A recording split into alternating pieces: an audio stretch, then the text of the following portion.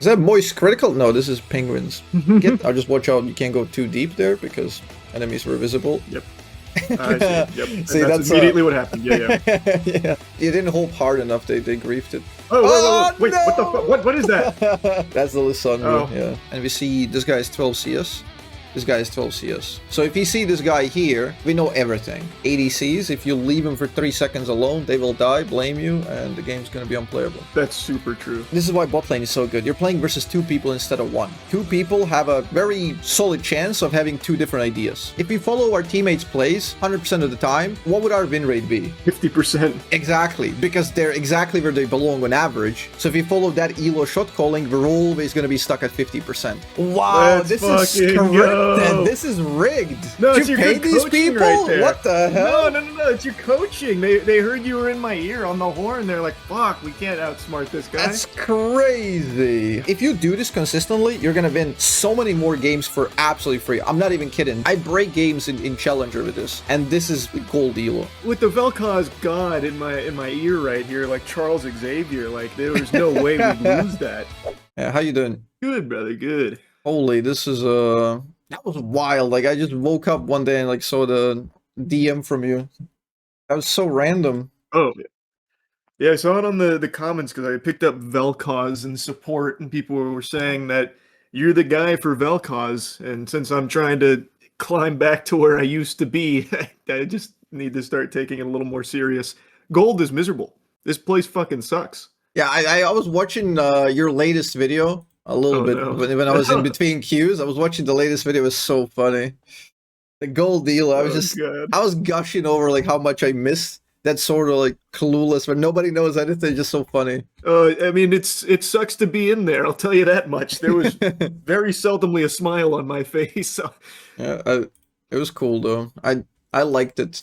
That Ashe in that first game. Holy. That oh my god, that Ashe is that was a special specimen. Yeah, but if you're serious about getting good, this is we'll have to forbid talking about teammates, you know? No, I get that. Yeah, it's a bad habit of mine. I had an 0-17 Zyra the other day, and I thought for sure that's where my life would end. I thought I wouldn't be able to take this world anymore. So it's probably good to start just not looking at them. Maybe. True. Yeah, it just in the long run it's just a blur of a bunch of different people who do different things, and it doesn't really matter ultimately. We just need ourselves to do well. Yep. Yeah. So yeah. I asked you in the DMs, what are your goals? So you just want to get back to where you were. What is that? It was just plat. Like if I get back to plat, I'm satisfied. Diamond would be great. I don't know what modern diamond's like. Diamond back in my days was definitely very different than it is now. So yeah, now it's way more shit. Yeah, it's that I feel like that could even be possible, but plat is where I'd just be happy and I can just start once again coasting through queues and just enjoying it. But being stuck in gold I mean, stuck may be a bit exaggeratory. I've only been here for 2 days, but it just I feel it feels hopeless. It feels fucking hopeless. That's the league. Sucks it out of you. Well. Okay, so I'm glad you're serious. Let's do this. First, we'll just talk a bit, and I'll invite you to a custom game. What's your in-game name? Dr. Zalost. Where's it from? Courage the Cowardly Dog. He was a villain. Ah, okay. Kind of funny because Zalost or Žalost in my language, Bosnian, it actually means like sadness or pity. Yep. So that's Professor Sad. His whole thing was shooting miserable cannonballs that made all of nowhere. Oh shit! Very depressed. Okay, let's just grab your Vel'Koz. We'll just have fun. I want to see like how you move and shoot because I was watching a bit on the stream and it looked pretty nice. Your Thanks. camera movement and general just shooting patterns were pretty solid. There's a lot of stuff to be done though, but yeah. I did memorize a couple of things. Your HUD is like the size of the entire game. It's okay. That's gonna have to go down a bit. Maybe minimap a little bit bigger. Also, today I had so many people come in and they're like, please teach him how to ping words. Teach him how to ping words. They're gonna kill me. If you don't ping every single word after this, like I will not be able to go live ever again. No, you're right. I always see that in the comments, and I'm always like, okay, this is the day I'm gonna start pinging words, and I never fucking do. Do you have a hotkey for that? I think it's H. Yeah, it's H. Yeah. For me, it's X. Okay, cool. So yeah, you need to ping him. Yeah, just go mid here. We're just gonna shoot a little bit, shoot some Qs, have fun. Yeah, you like Hold on, Vel'Koz? okay. Somebody told me you also play Yorick. Yeah, I used to be a Yorick one trick back in the day, but it's just Mm-hmm. been so sad in the top lane recently. It just feels like in top lane, the island is just so hard to contribute in this elo. So even when you get out of laning, you're just kind of worthless for teams. I Yeah, don't know. I he just couldn't does make it nothing on work. the bottom side of the map ever. You're just always Yeah. top. Yep. But yeah, this is it's gonna be cool. I never thought I would be hanging out with a star, the main star from Hunger Games. So Hey, hey. I don't even think about that role anymore. you moved on. Yeah. Okay. Shoot the Q. Shoot the I just Q. changed. I just changed my HUD around, and this already looks a lot better. Okay. Okay, all right. Okay, Nice. okay. Bit of a cheeky start there. Just a little bit of a. Just a little bit. That's nice. Very good. Mm-hmm. Okay. Yeah, the movement looks solid.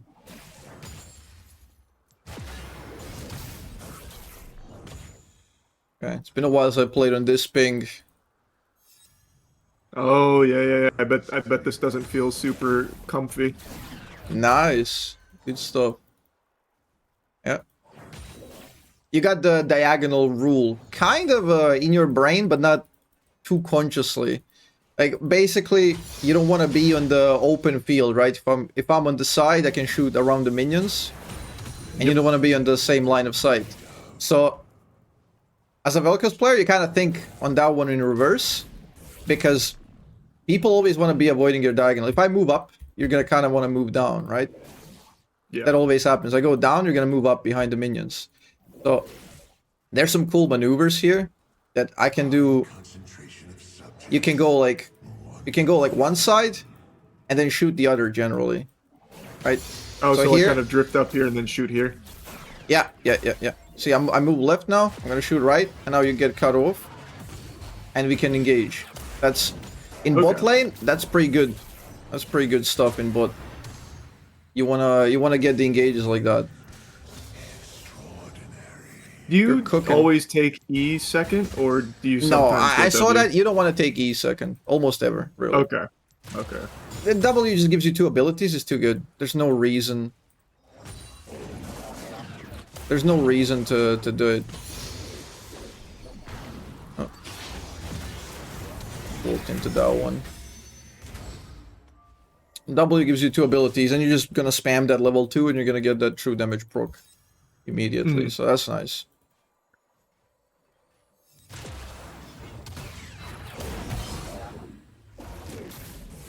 Oh, nice, nice try. I thought I had that. Damn, you get that support item, support at heart. Yeah, I don't know why it locked me into support for this, but yeah. Oh wait, really? It locked you in? Yeah. Yeah, yeah, crazy. I wasn't able to change. That is crazy.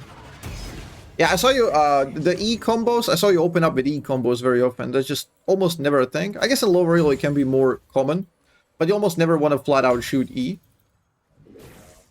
You want to So- just start with Q then? You almost always want to start with Q, because even if it misses, Okay. like, I can kind of eliminate one position. So if it misses you and you move forward, I eliminate a lot of position for my Q. Right? You move forward and my E or W can hit in that way. So Q gives you valuable information. That.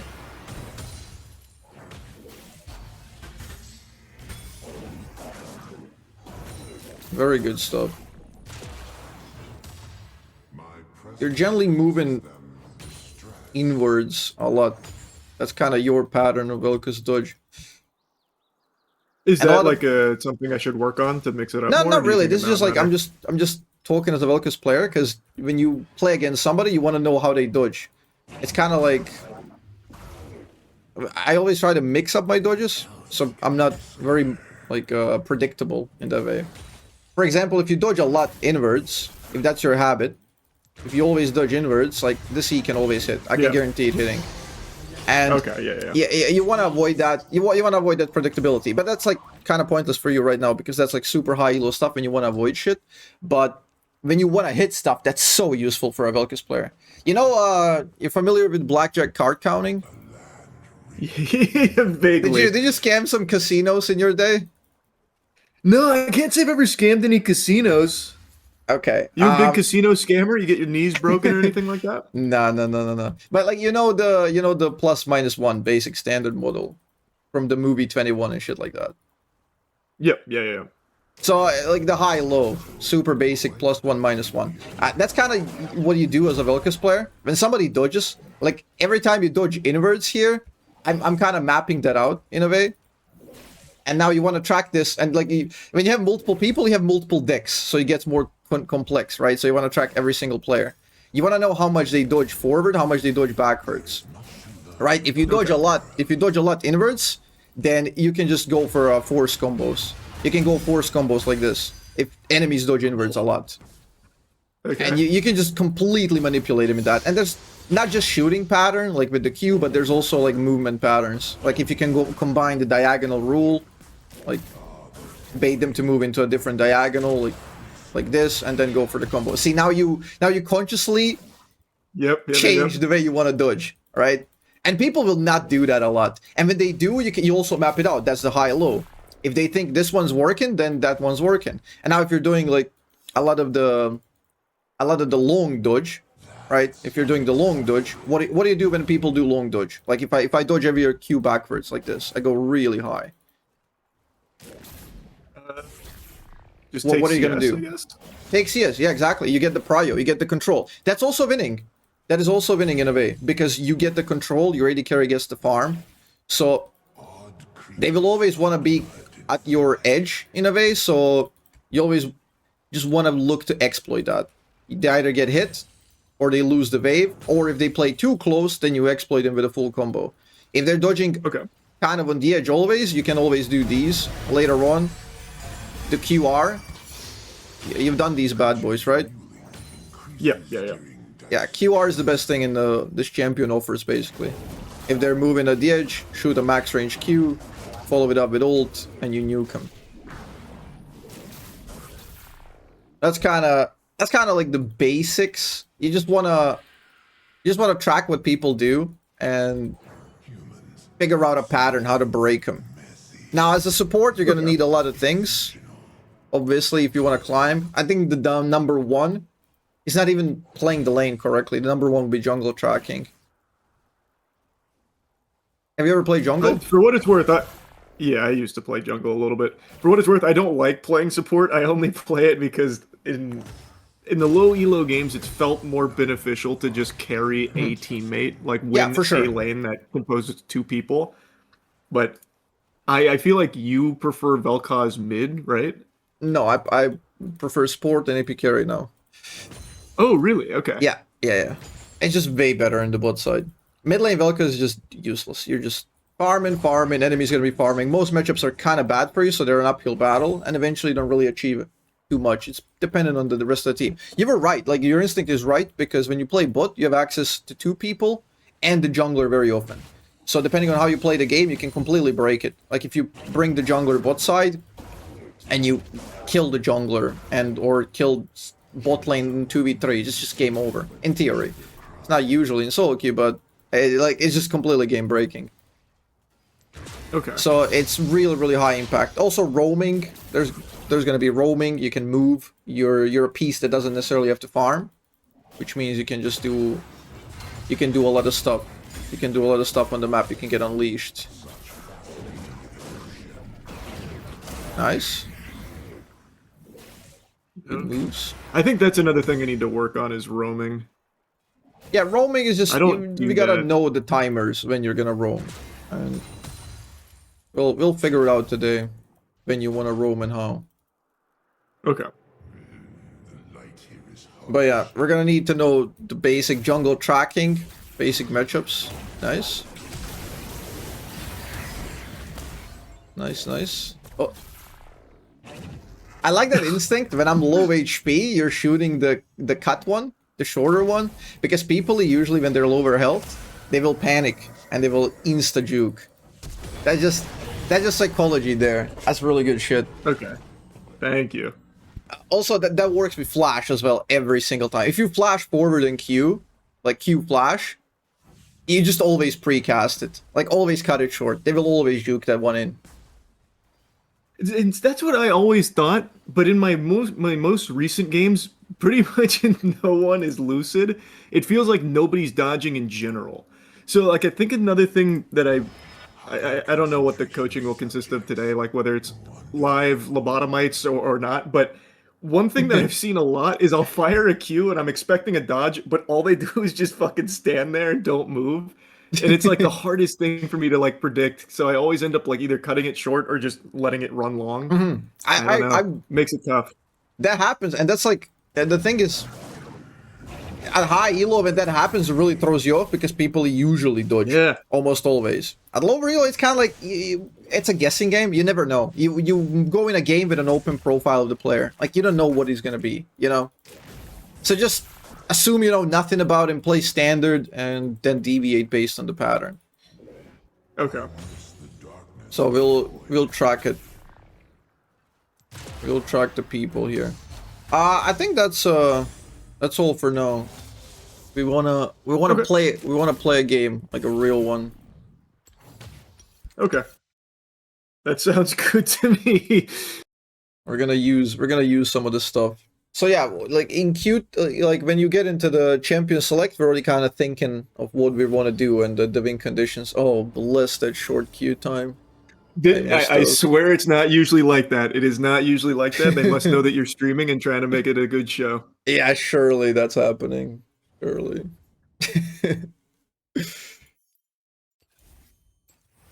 What do you think I am over here? A big streamer, man. No, like 1800 on League? What the fuck? That's a big bro, streamer right there. that's a name drop right there. Like nobody cares. Like I'm a small to medium sized streamer. Like Nah, that's just not true. Mundo What do you think of the ban. Mundo ban? It's a terrible I've been ban. perma-banning Mundo. Trash ban. I've been perma-banning Mundo every game. You're the Mundo duty. You're supposed to nuke him. Your job. Hey man, I believe it, but what happens here is Amundo gets picked on that squad and he is just absolutely butt fucking every single lane. Yeah, when he gets off and starts like being too strong, he's just unkillable, but we try not to allow him to get there. Yeah. Have you ever played Dark Harvest? I know you played Comet. No, I've never even switched up the runes here. I've always just run this. Oh, you get like is that the recommended page? No, this one is just whatever u.gg had as the most common. Damn. But it actually might just be the recommended page is fucking u.gg, I guess. It could just be the recommended. Probably. I'm a huge fan of Dark Harvest. It's just so sad. It's dopamine farming when you hit it. It's beautiful. I mean, I'll go Dark Harvest. You think I should swap it up? I would. It really makes you... It's very good for extended fights. You'll see. It's beautiful. It's a bit weaker early, but we need those evades, you know? Make it more difficult. Yeah. Deep ward. Just too good. Ultimate's fine. We're not going to be roaming too much, I guess. And then Mana Flow Scorch? Yeah, that's solid. Yeah, let's go with that. That's fine. So you have a little bit more mana to fall back on. You're gonna build Ludens generally, right? Yeah, I usually go Ludens into Horizon. Yeah, what I tend to do is if I take Mana Flow Band, I will not buy a mana item at all. I will just go Horizon instantly. Get that vision control, the spike, and because I can kind of manage my mana, but it's a little bit more difficult. It takes a lot of control. Okay. It's gonna be frustrating to be out of mana because especially at higher elo, you tend to recoil a lot more, so you will get that mana back. Oh man, I'm nervous now. What if I suck major ass right here? Oh god. Don't worry. Don't worry about it. Nothing can go wrong. True, that's what I always say with League. Seldomly does anything go wrong. Yep. Things almost never go right in the first place, so there's nothing to be Yeah. nervous about. Once you start the game up, you've already made your first mistake. Yeah, what do you think about the comps here? Uh, I like our comp for the most part. I haven't laned with Aphelios at all, so I don't really know that champion overly well, but oh good. Now I don't have to think about it. Yep, that's a league experience right there. This is the most frustrating part when you come up with a strategy, prepare the runes item that they're gonna build in the game, and it's like, oh, I have to scrap it. New game coming. So what did you think of the comps? Well, enemies were playing the super on ult combo. They were playing Malzahar and Malphite, so as long as you track the ults, you should almost never really die. One thing I'm trying to get you to is basically in the lobby, as a mage player, VelKoz player, backline player, your idea, you need to know who can kill you and how. See, like, they drafted Garen, the last pick there, and Garen's, like, entirely useless for us. We don't care about Garen. Garen should never be in our melee range, so we don't care about him. But the ones to track are something like Malphite. Malzahar with the ult or flash ult, Malphite with the ult. If we can keep track of that, we'll know how to stay alive. And we are playing double damage dealer bot because you're playing VelKoz support. Usually the standard dynamic is you have a support that enchants or a tank with a damage dealer. We're kind of changing the pattern here, so it's a little bit different. That way we can... You can do a lot of stuff for AD carry by positioning very aggressively. That way you offload the pressure from them because you're playing double damage dealer. If you're low, AD carry steps in. If AD carry is low, you step in. You're playing that balancing seesaw angle. And if you can shuffle aggro correctly, it's always going to be advantageous. But it's more difficult to play than the standard enchanter or tank. So that's I think tracking cooldowns is definitely something I also need to be more alert on. Or not necessarily tracking cooldowns, but yeah, I guess more so just being aware. Yeah, those things are basically just playing the game a lot, and eventually, like, your brain tells you randomly, like, oh, he's gonna have that ability in 1 second, back off, you know? It just maps it out when you play a lot.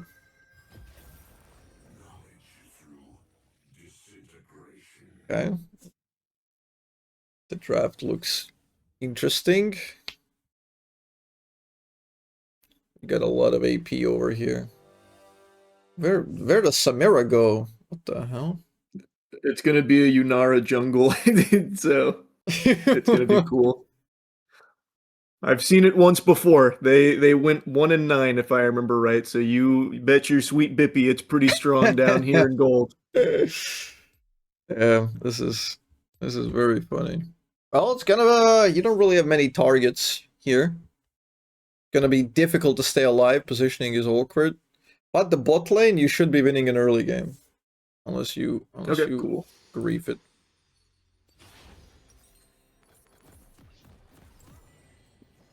Oh yeah, it's feeling good in here already. I'm excited. I pulled out a notepad so I can write down stuff and remember later. Oh yeah, that's my fucking coach right there. Yeah, both of the junglers are pretty... Okay. Nice. And this is the Dark Harvest value right there. Yeah, that's nice. +1, baby. You'll love to see that. There's no reason not to just back here. Yeah, definitely. Okay. Definitely recall. Like, if they're lower than you, there's an argument to be made by chasing them, interrupting their recall for your recall.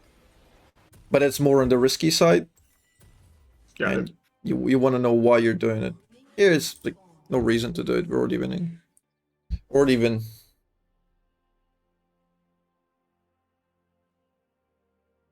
Okay, HUD is smaller. Love it. Are we pinging words? We're pinging words, right? Oh yeah. Oh yeah. I won't miss a single word ping. You check this shit out. This game might go tits up, but you bet every word will be pinged. Mid team fight, let your ADC die, ping that shit, and we're good. Mhm.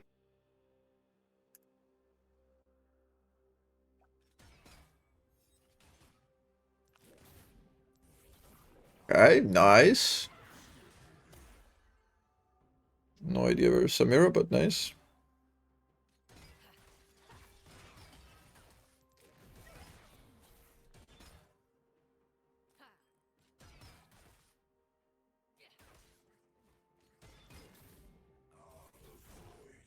Oh yeah. Yeah, Oh yeah. that's the stuff. That's just euphoric when you hit a nice little angle there. So like how is Samira dodging so far? Like the away or inward? Away. Yeah, exactly. Like you kind of noticed it as a 3 back to back that shot directly, and Lissandra moved in. So your accuracy is just stellar right now. You got it mapped out. We know where the jungle is. Oh, Here's a trick. We saw Mordekaiser on the Raptors. You can press tab. And now we know how many okay. minions he has. He has 12.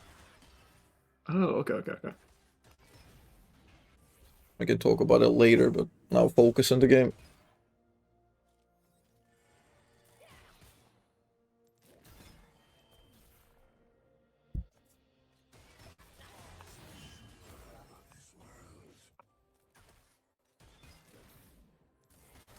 Okay, huge. That's the proc. Big. You got him by the balls. This is just domination. And when you're this far ahead, move into the brush. Like, and just hold it. Now we're gonna run out of mana quickly if we spam. So we gotta pace our shooting. Shoot only when you have guaranteed. And if they're that far behind, you can just walk up and like pretend you're gonna queue. And then they back off. Just fake it. She just missed a minion for free. She missed a minion and didn't even shoot. Yes. Get out. No, we can punish him and harass him during this. Oh, Mordekaiser kind of gave us a spoiler that he's mid, but I was going to ask you, where do you think he is? So before you saw him on the map, did you imagine he was going to be mid based on his jungle pathing? Either mid or top. It's super obvious. So that's why we could harass them and Okay. punish them on that one. That's the clue was 12 CS, but we can talk about it later.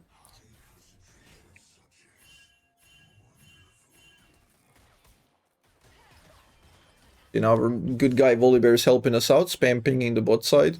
That you gotta watch out. So now, if you want to play more aggro, which you do, because you're ahead, you want to go in and ward. You want to go in and ward deep, and now Mordekaiser is kind of useless. So again, you farm the stacks and harass him. Okay, perfect. Again, you can go super deep here. Full HP, MF is like 60%. We don't want to be that. Like, we want to offload HP. Like, if she's trading, you trade. Like, you need to take her place. Oh, I wish that hit. Guys, Samira is back now. Yeah. Get a nice recall. So do you think when we had that advantage, do you think I played it too passive? Yeah, definitely. Like, you can Okay. completely go aggro there. Balls to the wall. Okay.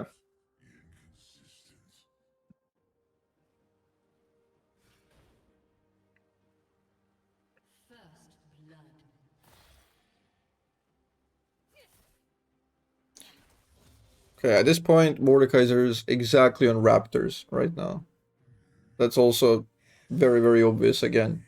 Oh, wait, no, never mind. What the fuck is he box doing? red, yeah. Wait, what? Can you press tab? 32. Oh, he's circling around. He's just doing some inefficient pathing. Oh, that's why yeah. jungle tracking and low relay is weird, but this is good for Volibear though. No, ping the ward. Bang it! +5. I did it. Yep, now you can just stand there and let her freeze, and they're missing a lot. You outrange them, just make sure not to get all in. They have pretty good all in. They could kill you. Yeah. You get a little bit excited about that one, shooting before Q. I had a smile on my face. Yeah, that's stupid.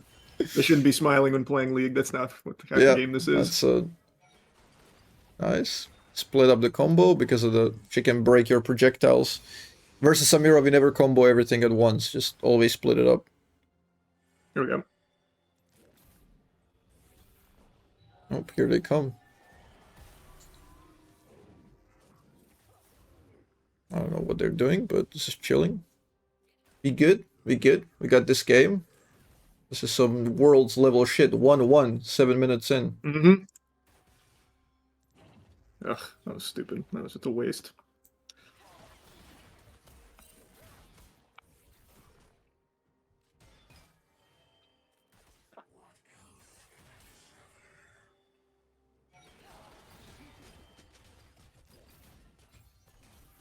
Okay.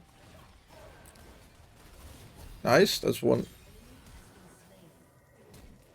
Ugh. Try to get out and live. Nah, I don't live that. I think we can live that if he landed ahead. It's a little bit risky trade there, but we'll memorize it. Yeah, that was bad for me. That was bad for me.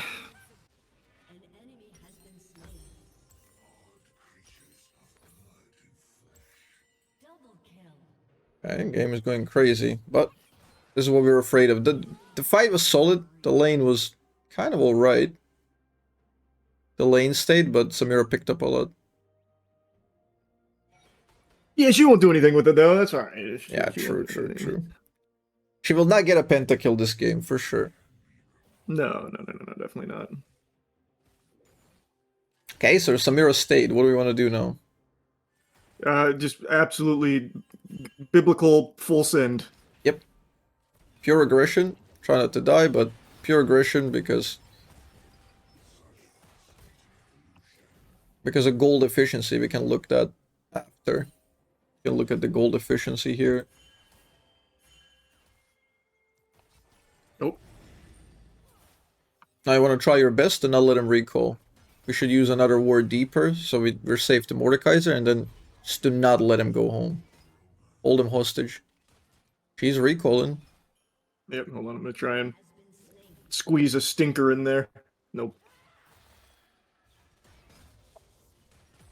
So how could I have prevented that recall?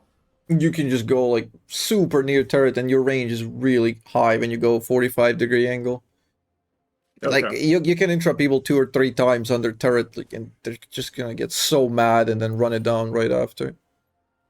Happens so often.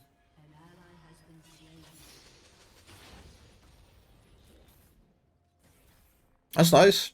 Again, she's now like 50% HP. You will lose an all-in if they full combo you, but it's good to get her there. If you can bait them into a bad position, it's winnable. You got a space of 8. I'm just gonna try and get her That's something. good enough. Good enough. This is what we call #worth. We take those then. Okay. #worth. I love that. #worth. Positioning could have been way better. Should have been 2 for 0, but pretty good. way good. better. That's okay. Yeah. At this point, you could move. You could open mid. You can start moving towards mid a little bit, because we're kind of offset from the AD carry. And when you usually, as a support, when you arrive to the lane before your ADC, you're not really gonna do anything. So this is what you talked about, the roam timers. This is one of them potentially, but we have nothing. Like Zoe's moving back and whatever. So it's just a nice opportunity to get a little bit of vision. And then we go back and we match. Yeah, it should have been a bit deeper ward, like so we can catch the river transition. But at this point, it's more important to be closer to ADC, because ADCs, if you leave them for 3 seconds alone, they will die, blame you, and the game's going to be unplayable. That's super true. That's super true. Yep.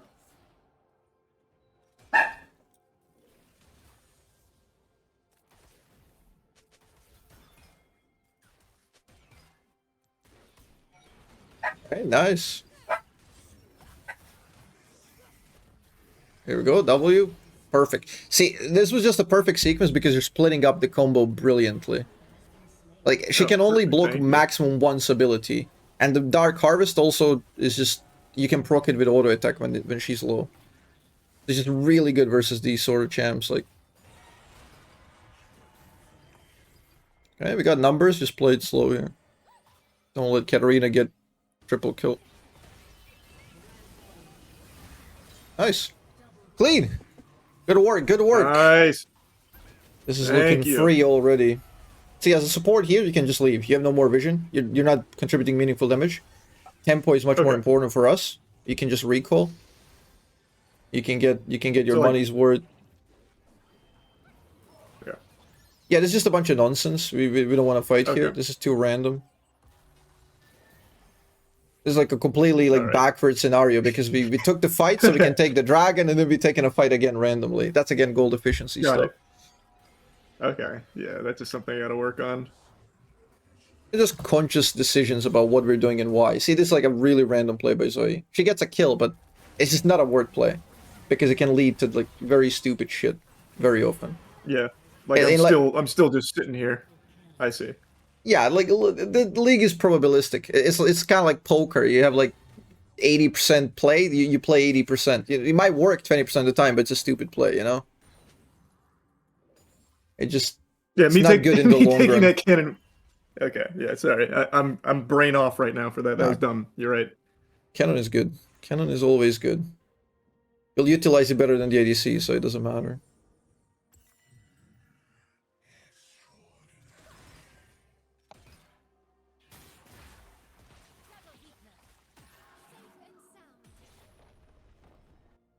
Okay. Back to the fundamentals. Back to the fundamentals. Yep. Fundamentals. Here, if you had like an opportunity to, it was kind of an opportunity to roam because she had the wave pushed in and it was bouncing, but there's no reason to because there's no real objective. If there's an objective on the top side, we could maybe go for that. Okay, Oh Jesus. just try to make sure you live. Oh, okay. Okay, this Yeah, is tunnel the. vision done the kill.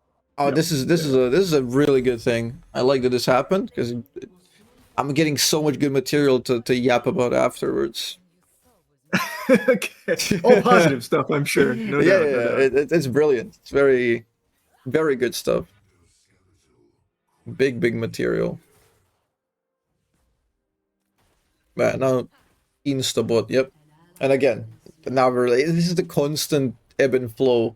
Like you kill them, they kill you, and now she's there, so you want to make her stay, you want to fight her, and then they want to fight you, and it's just this is usually what low velo ends up being, just permanent fighting back and forth.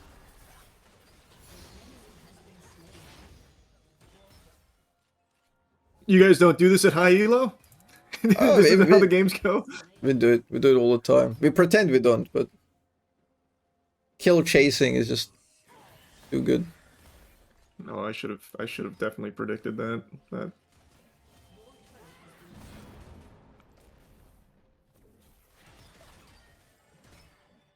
Gotta hold the lead cleanly because upside is rough.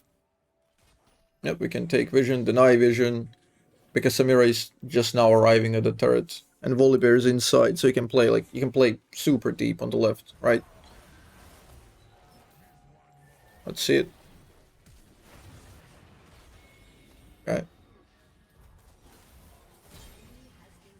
Ooh, that was pretty quick. Nice. Nice. That was very correct spacing. Good. Way better than like the first 2-3 fights. Looking good. Looking good. Brilliant. Yep, that quick Thank response there saved the fight. That could have been devastating. Ah, okay, she had flash. It's fine. It's fine. Nothing you could have done there differently. So you should get the kill. All right. Yeah, that was a great sequence. That was a great sequence. As good as it gets over here.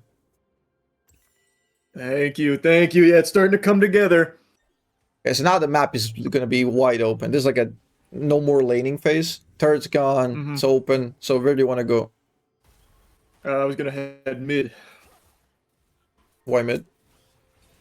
I don't know. I just saw two people.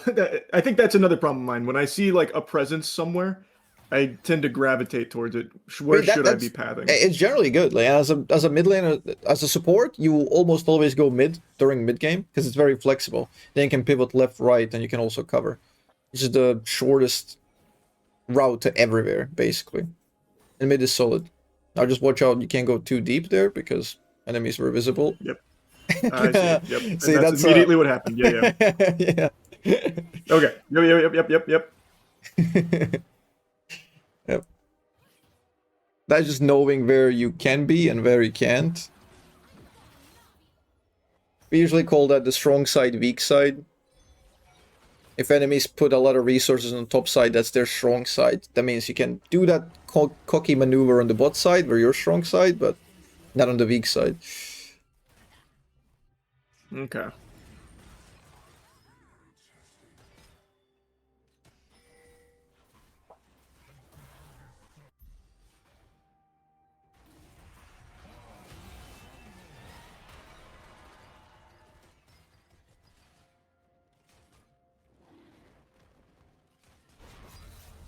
Oh, nice. Clean. Samira is not looking at her character during that one. Yeah, that was nice. I take those. I like those. Yeah. That could have gone ugly based on how you played it, but yeah. No. I knew exactly what I was doing, actually. You knew she was shopping and like looking at the dragon. Mm. That's true Vel'Koz main right there, just reading and predicting enemies. I'm yet to attain that level. Yeah. Well, join me in gold and you'll see.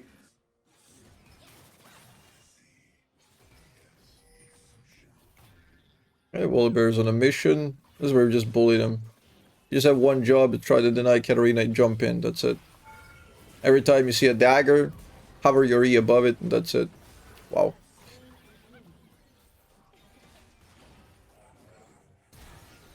Oh.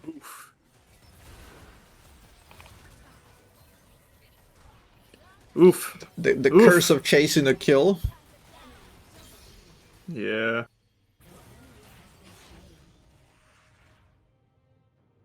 So in a spot like that, even though my team's still up there, should I just get out? Yes. Instead of like stay with them? Got it. Yep. Okay. Not only, like, even if they're gonna stay, it's generally better not to be there. Again, that's like the probabilistic thing. If you run this exact game 1,000 times, the ones in which you back off, or you're gonna win just more. You're just simply gonna win more than the one that where you stay. But not to mention, when you back off, it's more likely for them to back off. You can command their movement with your positioning. Okay, that makes sense. What is Samira doing? Can we get it? No, don't have time. Yeah, no worries. What are you gonna say? Where should I be placing these pink wards? Where should they be going right now? Pink wards usually go into the area where it's very difficult for enemies to spend some time in, right? Like the brush right above you, the one like close to the dragon. That one would be pretty solid because you have a lot of ways to harass enemies from long range. They can never really clear that one. Okay. Okay, now it's a bit of a... You can also do one in the brush that Zoe was in just earlier, the tri-brush, call it. That one, because of the Atakan spawning. Now when they try to get it, you can just harass enemies. Even if they get it, doesn't really matter, you're getting a good fight. It's already paid itself off. This is massive because Lysandra is useless now.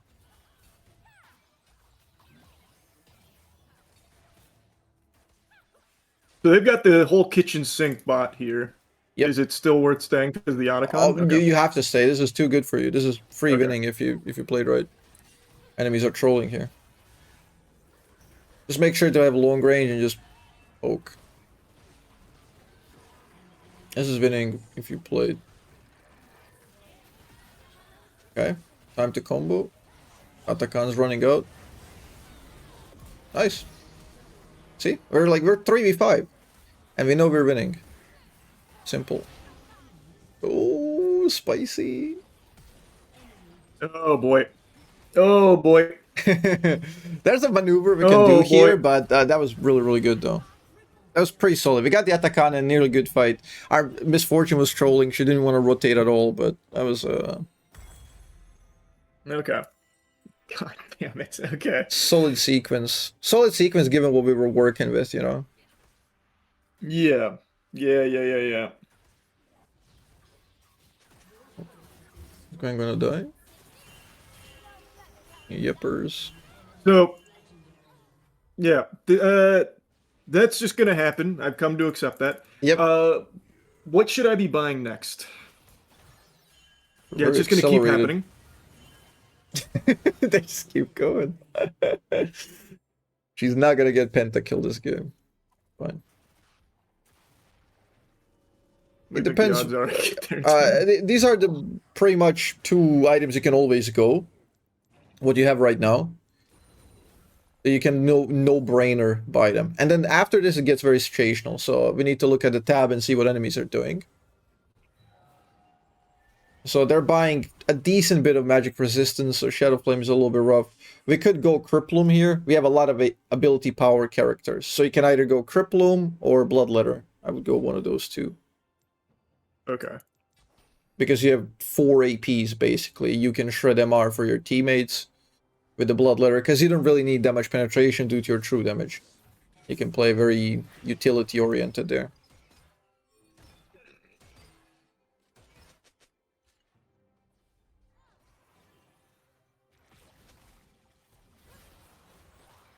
Dragon, we really can't do much. We're a little bit behind now. We're looking to get these picks in control, so... Okay, nice.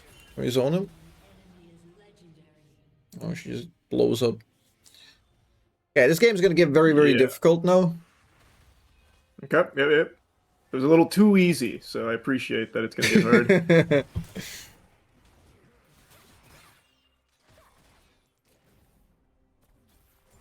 Nice shot. Get good vision. She's dead. Beautiful. Okay, now we can move in topside. Try to. Usually, as a support in mid to late game, you try to hover where the jungler is, and you're kind of moving together, pairing up. See, now there's a fight on the right, where it's most likely shit about to go down. You need to be there. This is a free kill for you if you time it. Should I? So killing him. Oh my god, that didn't kill. Watch out for dash. Nice interrupt, damn. Almost won it. That was pretty well played. If she wasn't disgustingly fed, you would have saved the fight.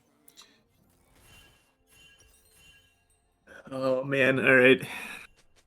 So what did you say I'm building next? I would go Bloodletter, probably. Yeah. Bloodletter, okay. That's the one.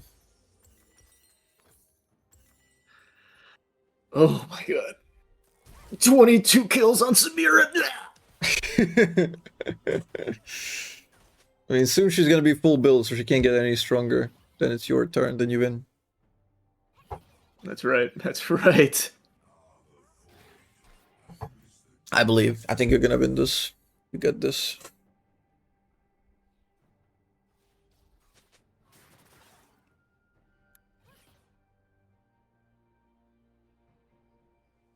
Best way to win this for you as a Vel'Koz in this scenario would be to kind of play for 4 dragons, control the dragon area with the vision, and if you can get a pick before every dragon, you're just gonna get 2, and that's it, you win the game. Easier said than done, but... No, it sounds pretty easy.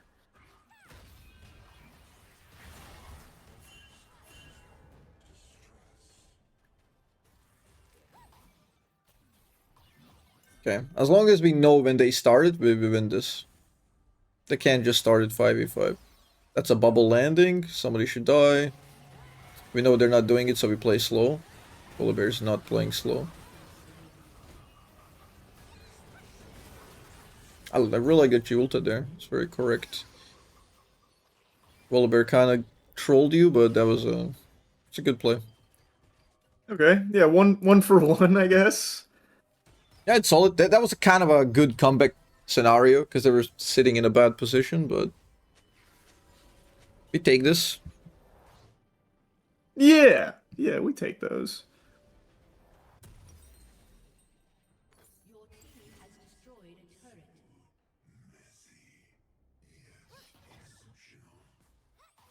So right now I'm pathing to just push bot out. Is that the wrong or right play? That's wrong. You don't want to be bot. Okay. You don't want to... Like, as a support, showing bot is very awkward. Because enemies don't know where you are. And if they know that you're bot, they can just all go top side, take vision control on the top. and you're gonna be walking in blind on Baron. Got it. Support and jungler are the two moving pieces, so you always gotta be careful where you show. This is very difficult to play now because we don't have any control over the Baron or the Dragon, and we just gotta pick up information where they're positioning and what they want to play for. Because we're always gonna be responding here. We're never gonna be the ones controlling the area when they enter.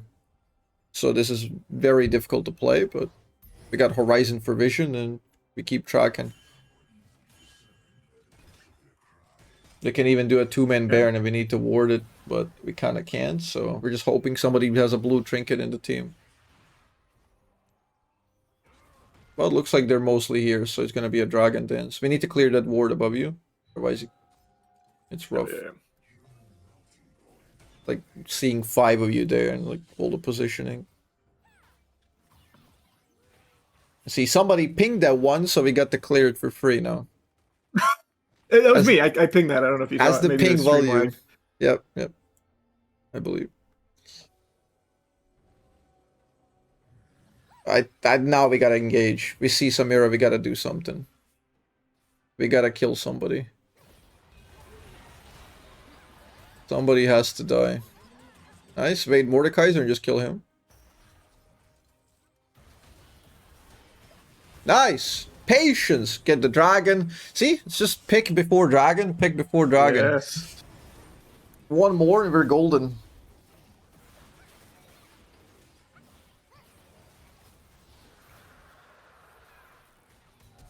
Okay. Okay, no flash. We're gonna do it. Nice. Confident. blow Go the Baron. load. Ping Baron. Ping Baron immediately. Ping Baron. You're the shot caller. Tell him what to do. Yeah, that's me, baby. See, he's pinging Is my you. Baron He's call? like...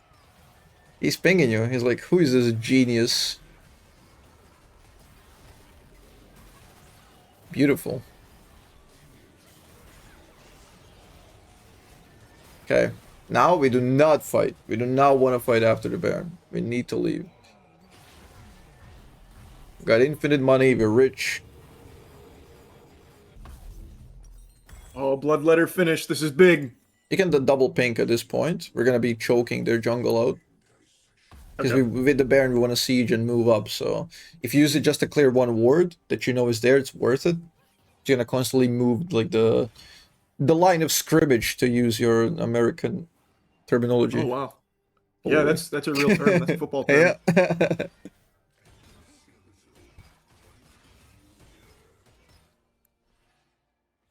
We So don't yeah, have now volley we right just now. look where they are and we gotta ward sides, deny them engage, and that's it. As long as you hold them at long range, you win, because you have Zoe Vel'Koz. Just make sure not to get engaged, that's it. Tell them, like, you gotta tell your teammates where enemies are, and you win. Okay. So like these wards I'm placing right now, are these good or bad wards? It's solid, it's solid. But you make sure not to run out, because if you move up the line, you need to have some as well. So 1, 2, drop here, so you can conquer and move in is nice. But you gotta watch out for more, right? We can pink over the wall as well, because we need to know that Lissandra is not flanking. Okay, so now we push them. See how we push them? Now we can move up the pink again closer, and on the right over the wall, see where the Oh, Mordekaiser was. You can survive this, I believe. Good flash.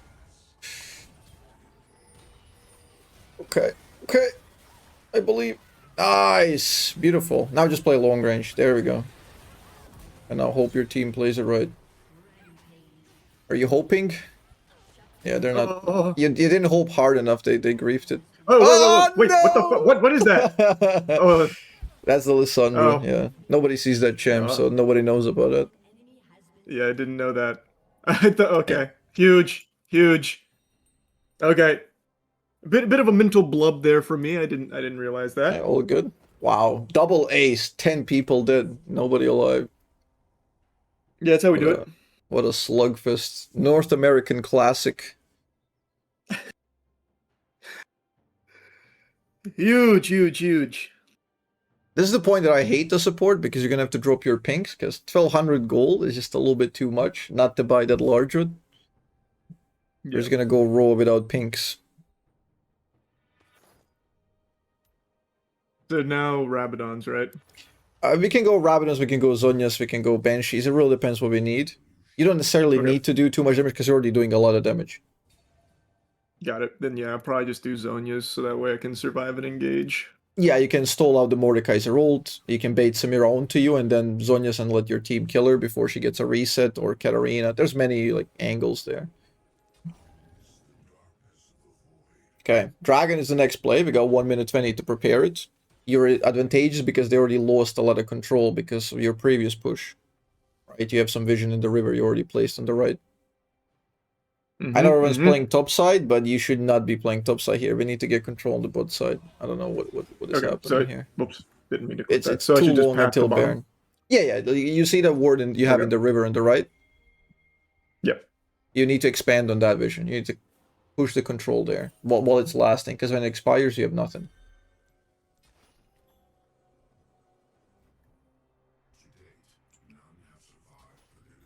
Okay, Lissandra, you might be out of position, but your team is a little bit late. Fine, we got the control. At this point, I would recall again and get even more wards, replenish. At this heal, it can be a little bit dangerous because your team might just all in. Yeah, if you do that earlier, that's why ideally like you do that like 1:15 and recall 1 minute, and then you have plenty of time to pick up another set of words. Going super tight deadlines is a little bit rough at this heal because we don't know what they're gonna do. It's like Pandora's box in their head.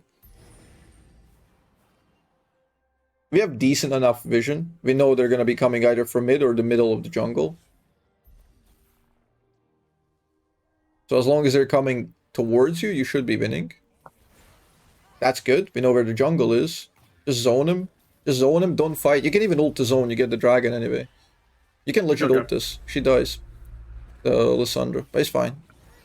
Okay. Yeah, I should have ulted. It's fine. It's fine. We win this. Nice.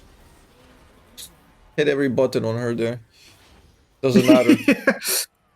Yeah, overkills at these situations are totally fine, because like 3 kills at this point is game over. You don't need extra abilities for after. So enemies just totally bushed. This is just so terrible with them. Well, I mean, I think it's really good from us, actually. Yeah, it's brilliant. It's brilliant. Yeah. If you don't give her... Oh, Samira left. She might be baiting, but we didn't see her in a while, so... I guess she's not getting that pentakill. That's a game end right now. Wow, she just left. Good timing! Holy. Time that ult. Oh, God, that feels good. Plus 20. Beautiful. Beautiful, beautiful. Oh, that was a great game. We have everything. We got so much excitement here. It's perfect. Oh, yeah. That's good stuff. That's good stuff.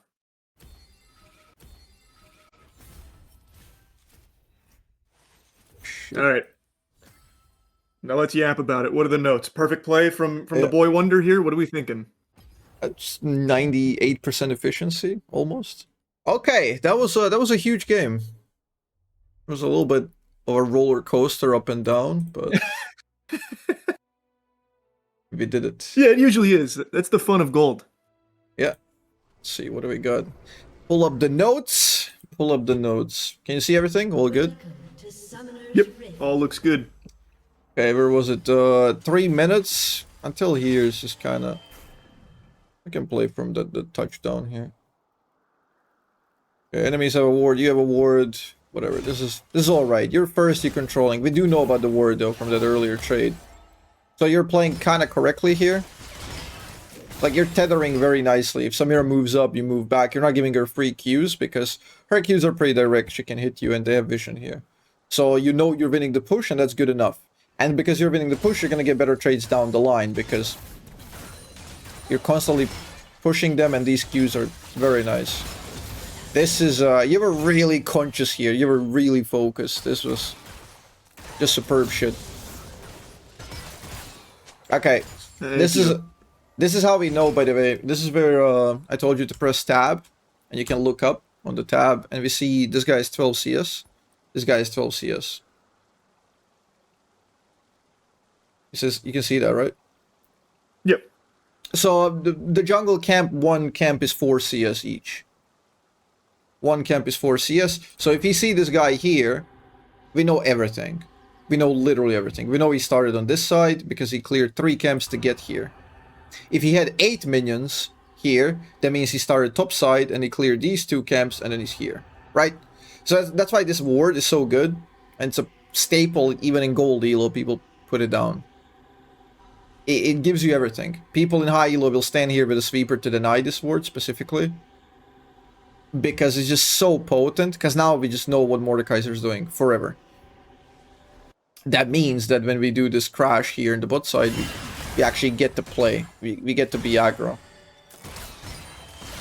This is where you're really passive. At this point, you can just be pushing it here. And now, if you're standing in the brush and it's warded, and we kind of know it's warded, or even if we don't, we can assume it is based on their movement and stuff. But you don't want to just be sitting and taking damage, so you can always be going in and out, and usually you go in as the minion goes lower, your minion, because that's the time when we make her make a decision. Does she go for the minion or you, right? So every time a minion is about to die, God, yeah. you have to walk up. Like at this position, you're like, see this Q is like, this is like a 20%er, you know? Yeah. People dodge this shit. But if you move up, you can just get so much better. Because people very often think VelKoz is just a skillshot champ, and that's like playing Counter-Strike or something, and it's just your mouse and accuracy. Like how accurate you are, boom, that's it. It's all about the positioning. All of your skill shots are tied directly to your position, and your positioning is just so potent. You can, by just moving a little bit, you can change from a 20%er to a basically checkmate. See, this one goes wide completely. And we're just a little bit wasting mana here, but it's fine. Again, every time there's a minion dying, you need to be up here. Like, she could not be queuing this. Every time she goes up to minion, this is, again, very low percenter. This is just mana sink, you know? When they're this low, we don't want to be wasting mana on random stuff. Here, you can even, like, again, you can fake it. Walk up, auto attack. Walk up, auto attack. And if she tries to trade you, she's locked in the animation of trading, and then you can trade her back with the abilities. That way it's a lot easier to land the ability, because you have HP to spare. That's another thing that I told you. If your misfortune is 70% and you're full HP, you're not really utilizing your resource of your HP. It's a balancing act between you two and your mana and HP as well. Because if your mana is going dry, that means you're shooting a lot of low percentage from far away. If you move up, you can trade a little bit of HP for more guaranteed hits. Which at this point is super worth it for you because they're all low. Okay, that makes a lot of sense. I've never paid attention to, like, my minion health versus when I should aggro. That is huge. Yeah, that's like a #1 thing. That's I don't know if you play Dota. That's like a thing you learn in Dota. In League of Legends, people don't really learn it. They have to be very conscious to do it. Because in Dota, you can hit your own minions. Yeah. They got that free-for-all bullshit where you deny the minions from enemies. So you learn to track your own minions. Usually in League, people only watch the cannons. It's like, enemy wants the cannon, I'm gonna deny it, hee. But you can do that as a support. You do that on every single one. Every single minion. Obviously, that's when you're ahead and you want to push to be more ahead, which...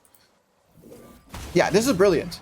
See, you hit the Q, you hit the auto attack, that's the cheap shot proc, and this is just devastating trade with not much mana invested because you're using your HP as a resource.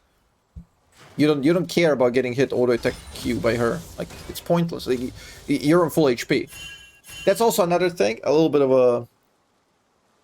of a more complex thing. I mean, you have two champions. They both have natural regeneration of health.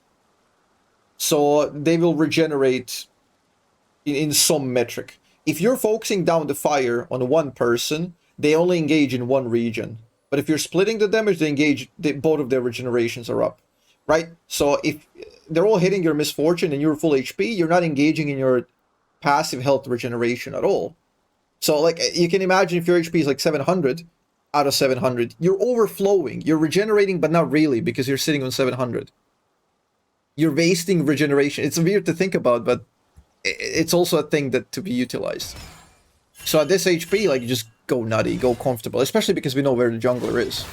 See, this position here, like, this is way too passive. Minions are low. You need to be in business. You should not be hitting minions. You should be, like, denying them hitting minions. Okay, and to do that from this position, would I mainly be looking to like catch with E? Because like they're behind minions here, it'd be hard to squeeze a Q. I guess I could go like left side towards Lysandra.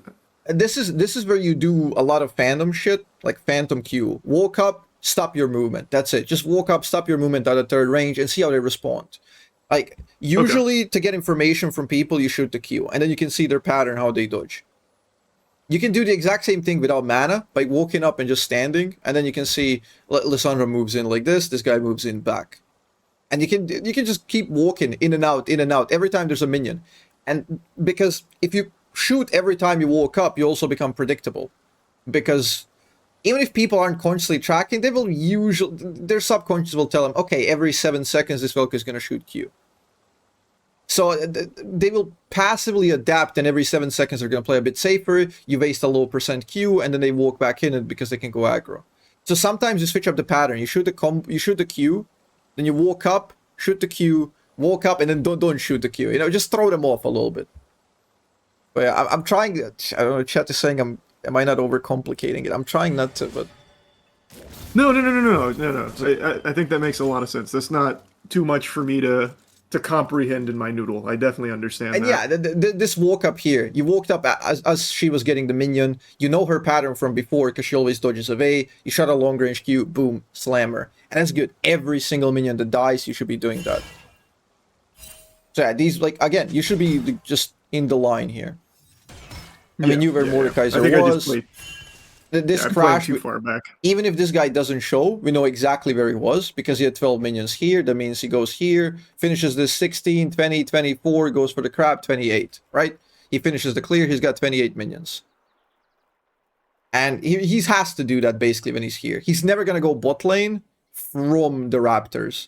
So when he does the bottom to top, that's just, we know everything he's going to do. We have 30 seconds to work with, so you should be, like, ideally, you should be, like, top left from Misfortune on the edge of the turret, like here. This is where I would have been. Okay. And just threatening constantly. Constantly threatening. In and out, mapping the positioning, who goes where. And here's another concept, I guess. When you're playing, this is why bot lane is so good. You're playing versus 2 people instead of 1. 2 people have a very solid chance of having 2 different ideas. And you gotta impose some decision making on them. If you walk up here, they have multiple plays. They can both move towards you. Lysandra might get the idea that she should engage you, but Samira will back off because she's scared. Maybe they both back off, and we don't know what they're gonna do, and we don't know if they're gonna make a mistake if we don't do the play, because you gotta give them a chance to make a mistake, because you're in control. They're dancing off of what you're doing, and if you can catch them in a bad step during the dance, you can exploit it. So if they both walk back, you harass them on their turret. If they both try to engage you, just dip out. You just roll out. And if Lysandra tries to harass you while Samira is there, then you can try to focus her down and maybe get a kill. It's just so many different options here, but none of them available while we're behind. We are advantageous, and we need to nuke them here. Okay, we're gonna have a fight very, very soon.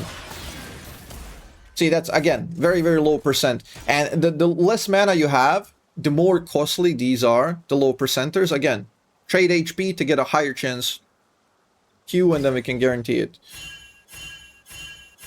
And we know Mordekaiser is going down to the bottom side. See, I don't want to tell you something that's not going to be true for a lot of games in low elo, but generally, like, what people do in the jungle is they're going to recall after the first clear. And what happens is they're going to path from the base to the clear, to the camp that they started first, and they're going to move up the top side.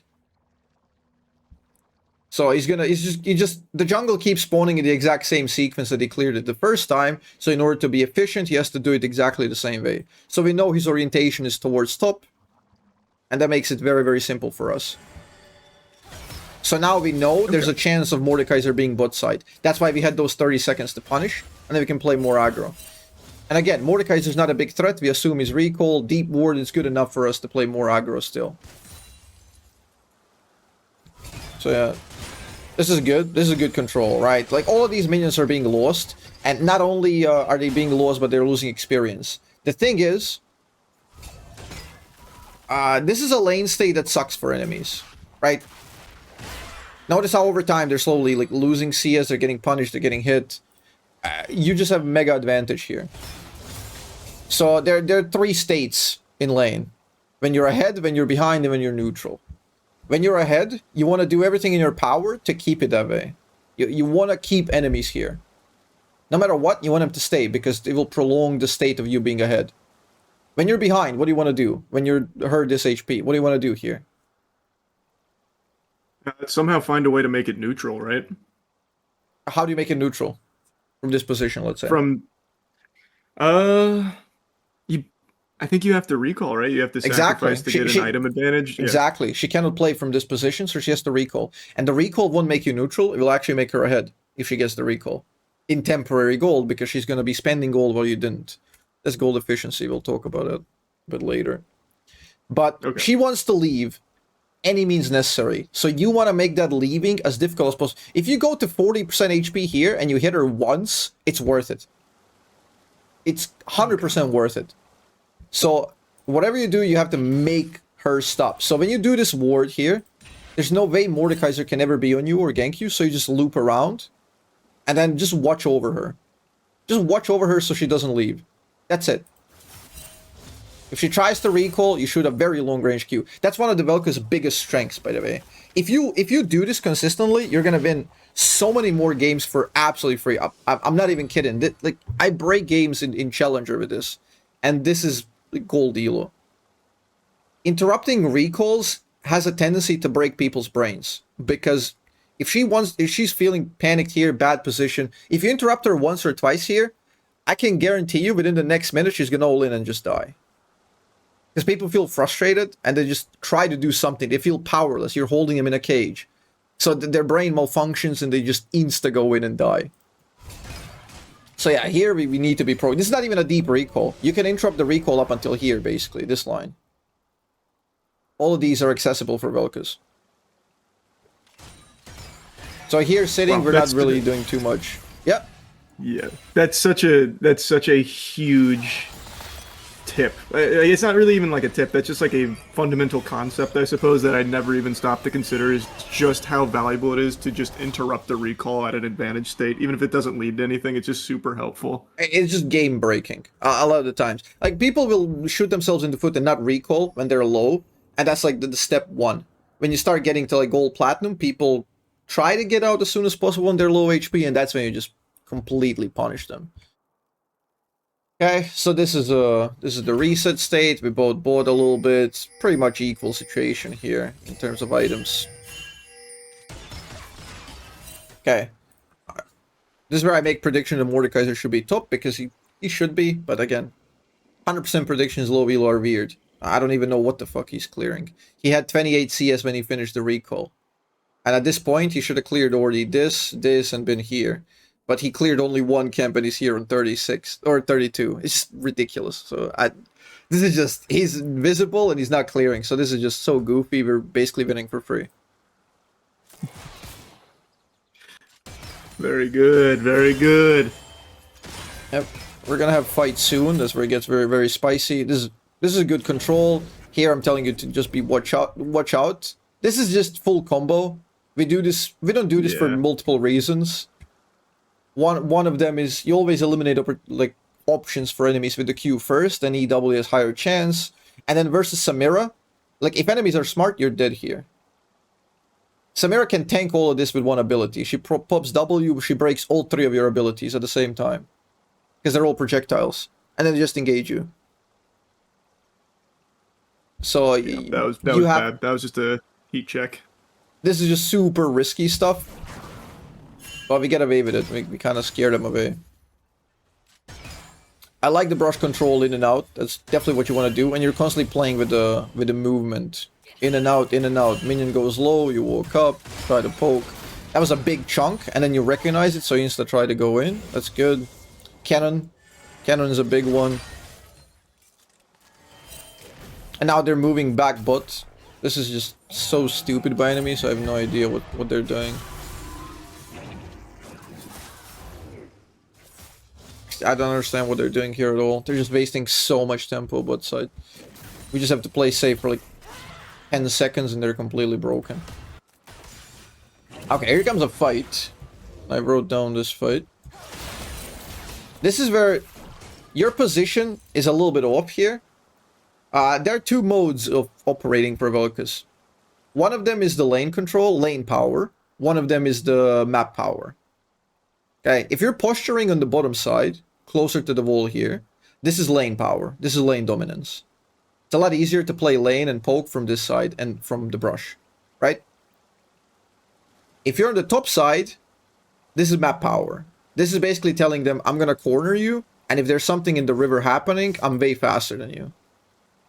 Right? So, if there's stuff happening, if your teammates are fighting here, you want to shuffle your positioning from lane to map. So now you have access, you have exit road. So it can be just a lot closer to a sequence that happens here. See how she notices the fight and she peels off immediately. Yeah. If we were slightly closer, we could nuke her, destroy her before Samira even arrives. The fight is all right. We gotta kill quickly, but Samira is just gonna trade it. Now here your positioning just has to be...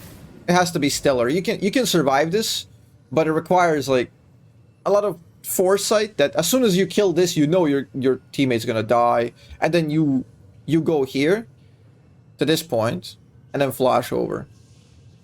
That's what you gotta do. Okay. Okay. That's your only exit. Literally the only exit. As soon as like this teammate, as soon as you get a kill, that's where I'm going, because I know that's gonna be happening. And see, this flash is not good enough because she stays in range. But because she already used it, if we go from here, we're safe. And we get to live, it's 1 for 1. And it's alright. We honored our teammates by stopping the enemies from roaming. And then your teammates, hopefully they did the right thing. Which is whatever. This is where Samira stays. This Samira is just absolutely trolling by staying here. She's voluntarily putting herself in the weak position. Because after this fight, she was here, she could have recalled, instead she walks down here, and now she stays. And that's why I'm telling you, you want to make her stay even more and go punish her. We insta-go lane here.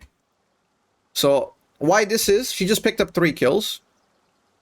And you would think she's really, really fed. But when you look at it, your misfortune is infinitely stronger than Samira. Hell, you're stronger than her. Even if her HP is full and mana is full, she's useless here. Because, when you look at the gold efficiency, like, we kill minions and we kill enemies to get the gold. Why we get the gold? So we can buy items. But to buy items, we have to recall first. If we don't cash it out, it's pointless. She has 2,100 of unused gold. So this Samira is fed. She's really strong. And she's ahead of your misfortune by a solid 700. Which is over 2 kills. But your misfortune spent 2.2 while she spent 1.2. So your misfortune is ahead by 1,000 here. It's ridiculous to look at it because you're behind on the map in general. Samira is ahead, but in this temporary environment, in this like enclosed biosphere of bot lane, she's behind. And you want to make her stay. This is like a lot of the invisible advantages that people don't really track. But if you track this, you can just always manipulate enemies to stay when you want them to, and dip out when you want to leave. Like, know when you're supposed to leave. So this is just super advantageous. And again, we wanna punish here. You say here we want to full send it, which is exactly what we want to do. And look at this. You just chunked her, destroyed her, and Samira can't do anything. She's just looking. She's in her little cock chair on the side and just looking her die. That's it. Because she's behind. She's feeling impotent, even though she's kind of fit. And now Mordekaiser here is just wasting time, and you're chilling. You're chilling. This is hugely winning. Like in high elo, if this happens, like these guys are stuck, Mordekaiser's wasting time, your team goes here, kills this, and it's just hugely winning. Well, these are attempts, fishing. Again, this is the interrupt. This is the interrupt city, you know? Interrupt timer. I can't tell you how many times I've died. I can't tell how many times I've died interrupting people, but overall it's been super worth it. So here, where would just, you go to interrupt that? just through lane, because we don't know where she is. If we go on the blue vision, we don't know where she is. But the last where she was seen is here, and it doesn't take like a big Sherlock Holmes, you know, to take a leap of deduction to figure out if she's here. Recalling. Usually the rule is people have a decent sense of what the vision is. So if you're standing here and the vision is up until here, you can assume that the recall is going to be a couple of meters behind, like here.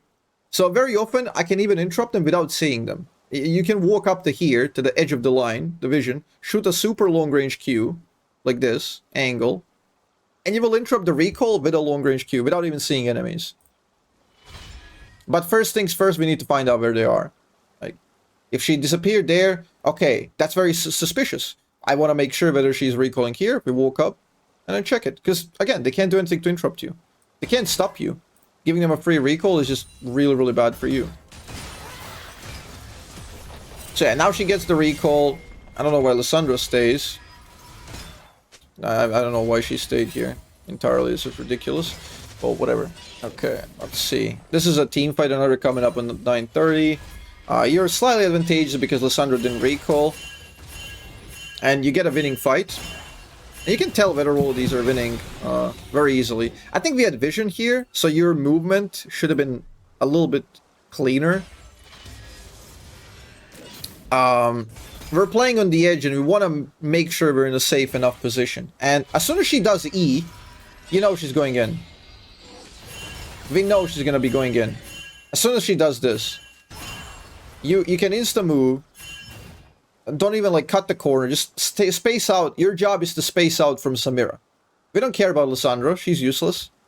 She can just stall until Samira gets there. So you space out. Because we don't want to be in the range of her chaining it up. Again, here, tethering can be better. Like, if you're slightly spaced away and she doesn't get the knock-up, you can just kite away. She has no flash, you can kite away. We do land the E there, which is brilliant. And it's a good 2-for-1. Either way, it's a winning position because we provoke them to fight on our terms. That's what we want to do. Don't be afraid to die if it's going to lead to a better winning position. If the theory tells you that it's a winning position because you have 2,000 more gold temporarily and enemies are low and overstaying, hell yeah, fight it. Doesn't matter if you die. Very often you initiate those on your own. Okay, this is the 10-minute timer. This is where we talked about the offset. Usually, like, AD carry and support want to be together in the lane. If support arrives first, you're not really going to kill minions because you're going to mess up the wave. You don't really care about the lane at all. You're not going to do anything if you go bot. So this is the time to roam. This is usually when we do stuff.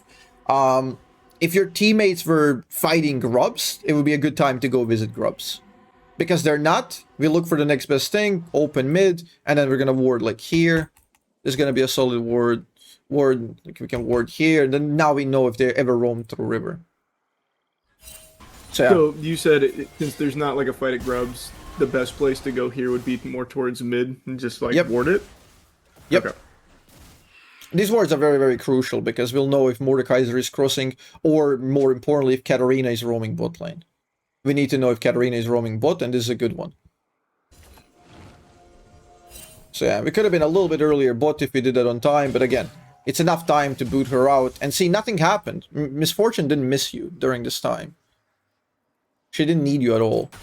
So if you're sitting just bot, you're wasting time. But if you're here, it's good. See, this is so good. This is like a clean sequence. We provoke a fight because we know Misfortune left. You split up your combo. This is just a perfect sequence. She can't block more than one ability. And if she doesn't block all of them, she's going to lose. So as long as you split it up, 2v1, demolish her. Huge. Okay, here comes the dragon fight. Or, kills and then the post-dragon fight. He goes into Death Realm. This is good positioning, good control. You should drop E always in these cases. Your most powerful ability in this case is E. Because you need to interrupt the Katarina. Yeah, I was super slow to that one. If Katarina gets a kill, there's a chance she can just go and kill everybody. So always when we're just waiting patiently until she goes in, drop E, and then she either has to cancel to relocate or gets hit and dies. Either way, it's really bad for her. It's a lose-lose. That's why we hold it. Okay, see, this is where we get a big fight, big dragon, and this is the... I wrote here 12 minutes. This is the fighting without context. Like, completely just random fighting. And again, if you look at the gold efficiencies, we are sitting on, like, in the bot side here, we're sitting on 4,000 gold. So even though we're ahead, 2.5, if you're not utilizing 4,000 gold on this bot side, we don't really want to fight. And not to mention when we go into relativistic value of a kill. You killing an enemy is less than 300 gold now. And because they're behind, it's less valuable for you. But if enemy kills Misfortune, for example, that's 700 gold due to bounty. So enemies are getting like 3-to-1 odds for a kill here. If like these two go in and die and kill Misfortune, it's great for enemies. It's really great for them. That's the way we gotta look at the game, like purely contextual. So walking into the jungle here is entirely pointless because we already got the dragon.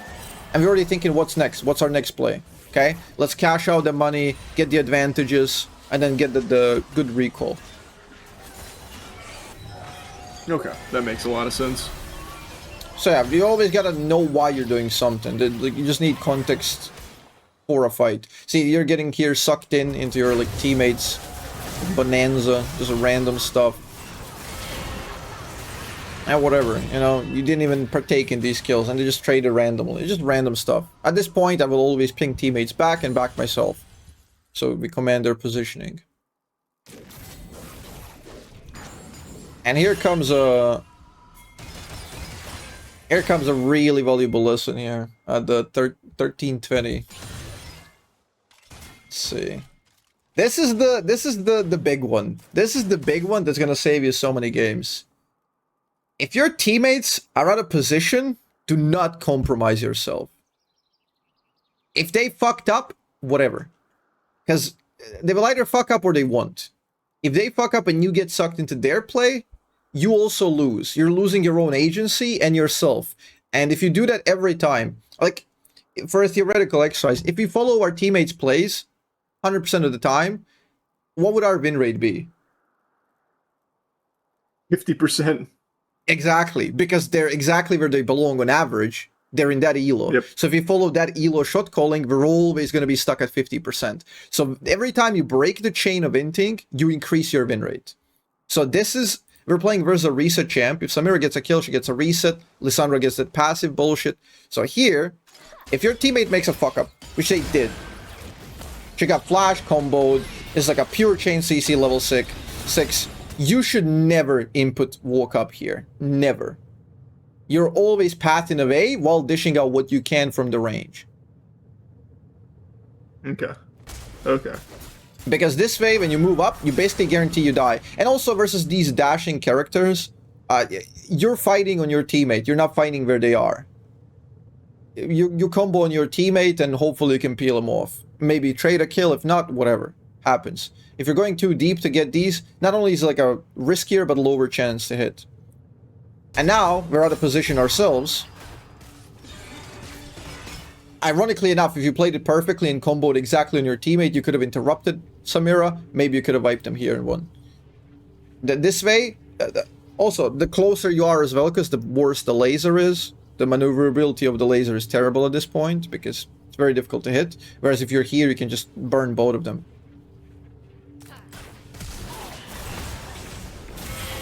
So now, it's just the best you can do is a trade. And trades are not good because we remove ourselves from the map, we lose our control, and we're funneling towards that 50%. This is just a really, really good thing to remember. Every time your teammates are out of position, fuck them. Make sure you're doing the correct play. Okay. I have a 15-minute note that just says perfect. Holy. Let's see. Let's see perfection. So this is good control, good lane. Samir's not here. We pressure the turret. That's the play. This is just correct stuff. We're chipping away the turret. We really can't be anywhere else on the map. There's nothing happening.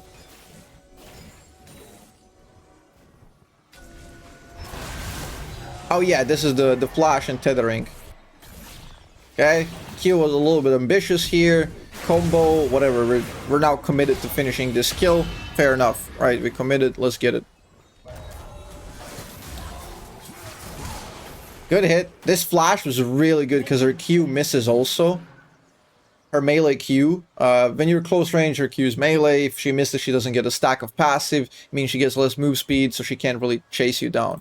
So it's just a wonderful, wonderful tethering sequence. This is literally perfect tethering. You flash instantly when she's in range, deny her the full combo. She doesn't get the ult because she can't play it yet. She needs 2 more stacks. And she doesn't get the move speed. So now, this is perfect distance. And as soon as the tide shifts, she turns around, you turn around. This is just what we call tethering, right? This is perfect. You have this invisible tether in between you, and you have this optimal range at which you want to be, and that's when you play. As soon as they move back, you turn around. As soon as they chase you, you run away. And that's just perfection. And you turn this fight from a potentially devastating reset chain into 3-for-1 into the opposite 3-for-1. Here it's very awkward to get the Q in, because if the only ability you have is Q versus million minions, just whatever, you're auto attacking good enough. So great stuff. Great stuff. How would you have squeezed out like a in the minion wave there? How would you have hit like a Q there, or at least threaten to hit a Q, I guess? Because for me, I'm just blasting that minion and nothing else. Let's see. There's no perfect angle here. I'm guessing you can't even bounce it off a minion because they're so awkwardly positioned. The best option is, I guess, to shave this minion, like from the bottom side. Because your misfortune will be moving away from him, so he will be following. And even if it cannot hit physically, if he inputs the move back because of it, it's really good for misfortune. So that's probably the most theoretically correct. Just shave the minion on the bottom side, that's it. That's what I would have done likely. And this is just a perfect sequence. This is very good. Using your teammate as bait, full combo on that. Absolutely correct. If she didn't have flash, she probably wouldn't even kill you here. And it's a good trade at the end as well. So this is just perfect sequence from start to finish, really. Probably the only one in the game, but... Oh, whoa, I don't know about that. Wait a minute. Perfect sequences are kind of rare. It's not perfect for all intents purposes of this elo. It's perfect. But they're pretty rare. Okay, this is the map sides. This is a... Oh, yeah. This is a big one. I had the Nostradamus prediction that you were gonna die right before it happened. Crazy. Yep. But when you're opening the map like this, she's so deep. She's pushing deep. We have no vision. And the minions. These minions here are such a telltale sign. Hey, what the fuck are these minions doing? These blue ones on this red side so deep. Why is nobody attending to them? Right? There's nobody here. No enemies. What does this tell us? If nobody's collecting these minions, that means there's something worth losing these minions over. Okay? Generally, that's going to be Herald or like some deep play. Maybe they're stealing your jungle here. Maybe they're stealing the jungle here. This is all like question marks in the map right now. So you got to think about these minions and use process of elimination. Okay, if nobody's here, there is a chance I'm versus her plus X. That's like potentially up to 5. Potentially 5 enemies in this quadrant. So the last thing you want to do is walk up here and just like stroll into the raptor. That's a very ambitious ward. You could walk through this, like off of this vision. You could walk up here and maybe ward this, expand your bottom side, because that's where you're concentrated around.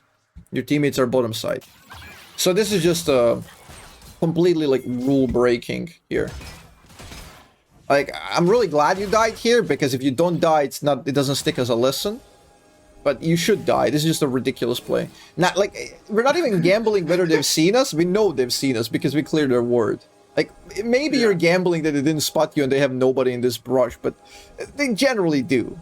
They generally do because this is their side. And you're just, like, at the gates of Mordor right now, you know? Like, there's everybody coming. Yeah. And yeah, it's beautiful death. Absolutely beautiful death. So that's the map It's side. educational death. Yeah, exactly. For science. Another team fight is coming up, I believe, where we have positioning. I think it's another case of the thick wall where we could have flashed. Oh, this is... Oh, no, never mind. This is the position. Yeah, this is bad tethering right here. You are in range currently of her E. She can't dash to you. And if Samira dashes to you, all kinds of bullshit can happen. Like, there's a universe where not only she kills you, she kills your teammates as well. So, because she's a reset champ. At this point, when you play like this, the correct sequence here is to stand, like, in your jungle and just shoot Q ult. You don't have to kill her, you just have to make sure she doesn't reach this. Yeah, you're a bodyguard right now. It doesn't matter whether you kill her, because you already won the objective, your team already won the fight. They got the kills, just deny her. So, long range combo. Luckily, this Samira is so bloodthirsty, she's looking at this guy, licking her lips, and she just dies. She doesn't press any buttons. Even though we kind of whiff it, it doesn't matter, it's just... You kind of shape up here and decide to tether correctly, when you realize she's sentient, and then you just execute her. So that's nice. What else? Oh, this is the kill chase coming. See, again, this is back-to-back plays. Back-to-back plays are very risky. What I mean by that, you just got a bunch of kills here and got a dragon. And now you're sieging the turret, and that's a second objective, right? So, we got one kill, we got one objective, and now we're sieging another objective. So what tends to happen is, enemies come out of the base fresh. Enemies come out of the base fresh and they want to fight because they have gold efficiency maxed out. You got the objective, and this is the max you can get. This is just a very clutch sequence where you get a lot. And as soon as this Yunara goes out with that mobility, you're out. This is done. Play's over. You got a bunch of kills, got a dragon, got the turret, you want to leave here. There's nothing we can gain more from pushing. We just don't have any minions. We cannot take this turret. We're chasing kills for the sake of chasing kills, which is meaningless. There's no context behind it. If you get this kill, like, nothing changes on the game. Literally nothing. Whereas if you overchase and die, you can lose the game. Risk versus reward is just terrible for us here.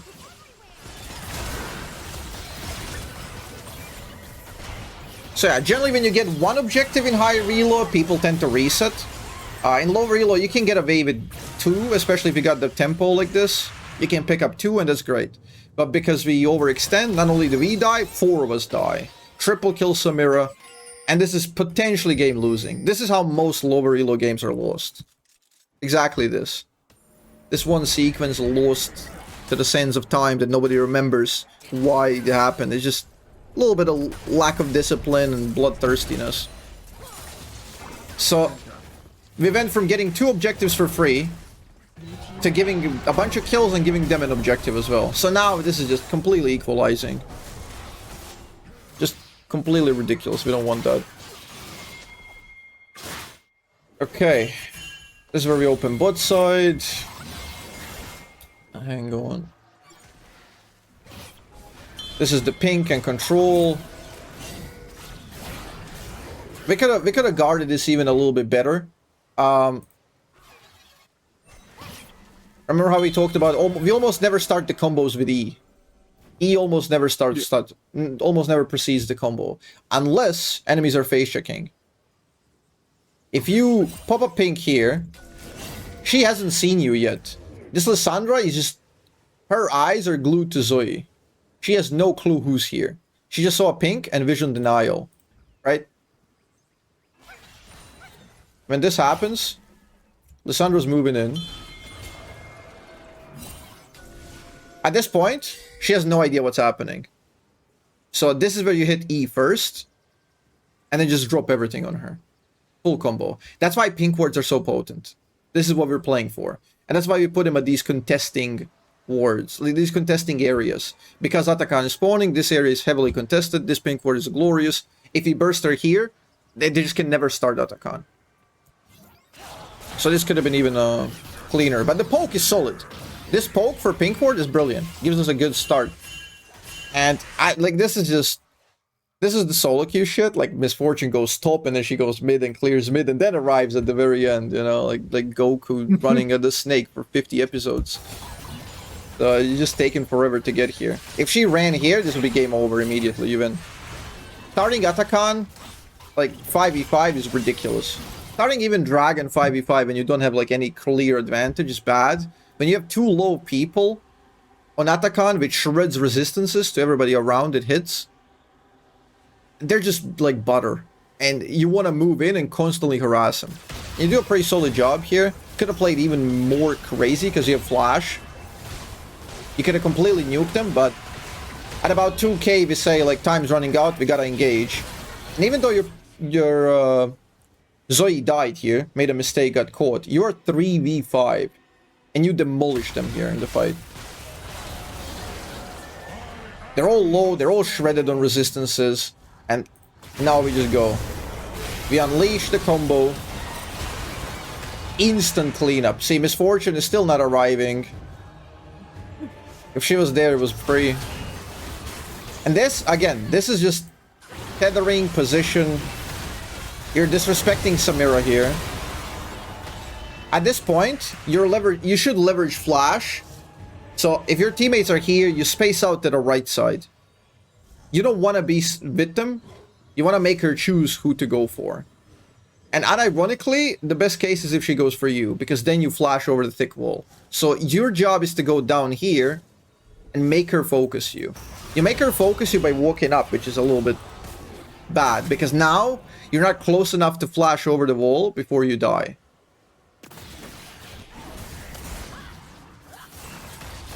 Now you don't have enough time to reach the wall. Maybe you even do if your like positioning is perfect, like immediate here, then wall flash.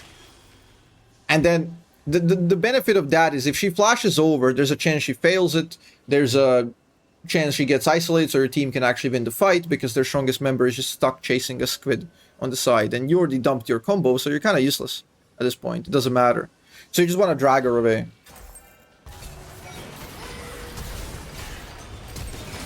But yeah, this fight becomes very, very scrappy. We do get Atakan. She gets 20-something kills. It's all good. At this point, there's a whole lot of nothing. Whole lot of nothing. Just kill after kill after kill. Like, complete fiesta. There's really no structure, so it's very difficult for you to play. Like, we're constantly, like, using these back alleys, you know, like, going through the sewers and shit. We can't really go anywhere in the open. Everything is just dangerous for us. So you're getting some basic vision down. And that's correct. Not much you can do. And the dragon has to be lost because you can't even get enough vision to contest it. But you just can't move in because whatever, your teammates are dead. They're too late. So we give that one. Happens. Nice attempt with the Q there. Sometimes we can get steals like that break the game. This is pretty good because we get a pick. Opens up a possibility of going 1-by-1, but Zoe mispositions, isolates herself, and dies. So that's just 1-for-1, but they get the dragon, whatever. Again, not much we can do from our perspective. Just like a little bit of game analysis, but... For you, like, your positioning here is pretty stellar. Like, playing from behind here is very correct. This is a situation where you're not advantageous on the map. So we're constantly, like, deflecting and finding these cues. And it's really good. This is exactly what we're doing. This is finally when it starts bouncing back towards us because we killed Lysandra. That will open up the map a little bit. So you should be closer here. If teammates are fighting here, it's no time to ward. If all enemies kind of disappeared into this area, you go here and then ward the jungle. Because then you're afraid of them stealing the jungle. But if none of them are leaving the mid, you're not leaving the mid. We're A-ramming here.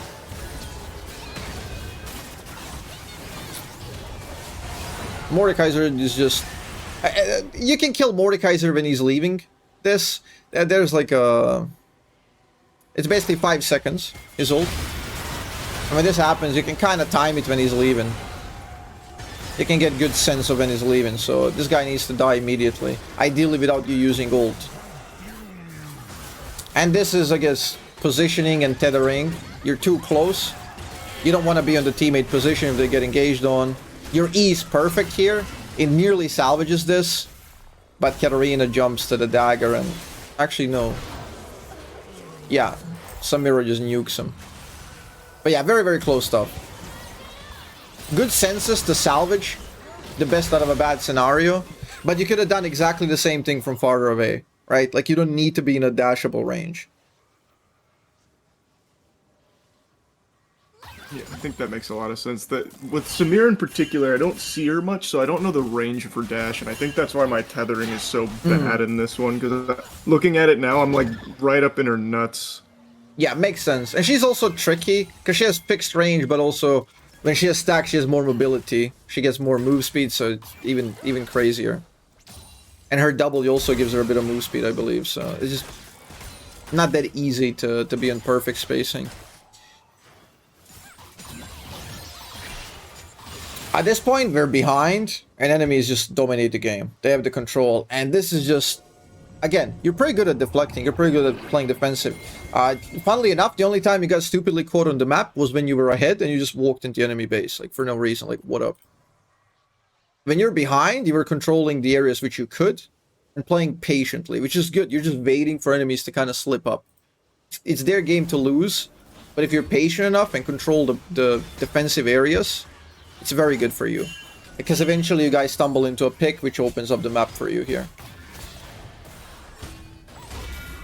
So yeah, this is very, very dangerous to play. We have no vision. They're threatening the Baron. If they start it, it's rough. Here, I think the bubble lands, but they didn't start the Baron. Also, when you have limited vision here, this is what you're looking for. This is one very good tip. We had very limited vision here, but we knew they were not doing Baron. And we knew because if you don't see the Baron here, you can just look at the enemies. They will have like a purple effect underneath them. That means that they're getting the Baron debuff, that they're being corroded, losing stacks, losing the defensive stacks. So when you see the purple underneath them, you know they're doing Baron. That's go time. They're weaker, squishier, and you have an extra teammate. But if they don't have the stack, you know they're not doing it, so you can play it slower. You play this slower. It doesn't really matter for this game, because your teammates just pull the trigger like crazy. And you do the right thing, which is follow up with ult. This ult is good, like you definitely want to follow it up here. It's very, very close to being a wiping sequence where both of these die. Like, really close. You're not going to get any better combos, so ulting there is absolutely correct. So even though this was a 1-for-1, you defended from a bad situation, but also it could have been so much better for you. It was very close. If enemies misplayed a little bit mechanically, you get a triple kill Baron, game over. So, very good deflecting. I also like that you insta recall here, not wasting time as a support. Because you'll already gotta cover up, like, plug in the holes. Because they're ahead, they want to be invading, they want to be everywhere. We need to plug the holes. Defend. And this is where you guys play. Good control again. You don't get caught. Like, really good in and out, back and forth. Controlling the jungle, not panicking. See, this is... You can't even, like... When you're looking at the map here, it's obvious they're not going to do the Baron. It's obvious enemies are not doing the Baron when you look at the map fully.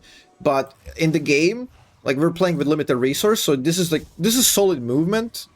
Because you have no idea where enemies are. All the information we got to work with are these two, so we can assume that they're going to start Baron any second. So you got to be in position to respond to Baron. And this, even though it looks goofy... When we have open map and they're like everywhere, so you could be like getting vision here. Like, this is correct positioning because you want to be able to defend the Baron.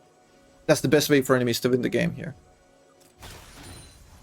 So this is good. This is like constant... This is just constant matching of what they're looking to do. And now we notice that they cross, and then you also cross. And it's just brilliant. Like, really, really good control. Good sense in the mid game. These wards are devastating. The fact that you clear these two wards might even be like... Might be winning the situation. Those two wards were really devastating for you. Close. That was really close. That angle could have actually killed if the Q hit. if you found like the perfect angle there. And this is where you guys stumble into a pick. So it's just constant dance back and forth until you guys find something.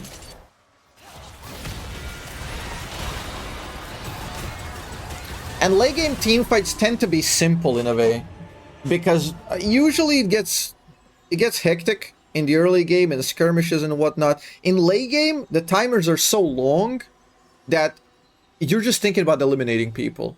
You already know you've killed one. Your job is to just kill the next. That's it. Like, you don't need more than 2 kills. So not pushing here and just holding out, waiting out Mordekaiser is absolutely the correct play. You don't need to chase Yunara, for example. Like, you don't want to compromise the teamfight position, because you're going to get 2 kills and you get an objective. 2 kills into objective, massive W here. And if coincidentally enemies try to contest the objective, which they cannot contest, you get another kill, 3 kills is Baron, and that's probably game. Which is precisely what ends up happening. So Volibear makes a good play here, all inning. So yeah, Volibear ends up chasing. You follow up with ult. Absolutely correct again. Nothing to hold ult for. This is just really, really good seek. I don't really have many notes at this point. This is just... Your mid game was really good. Very good control. I guess here, a good thing would be... So if you know one play is 100% correct, you can spam ping it. You can be a little bit dominant, controlling. And if you know Baron is correct, like... Not many, but like 2 out of 10 games here, your teammates are not going to go Baron. Because, oh, there's a big wave bot. I want to catch it. I want that 200 gold, you know? People will do that shit. So, redundancy, pinging, and shot calling is just always good. It cannot be bad. Just always decent. Baron, no fighting post Baron. Reset, cash out the money. And now we equalize the gold. We're up in dragons. And the siege. The control here is very, very good. You don't get engaged. You control the area.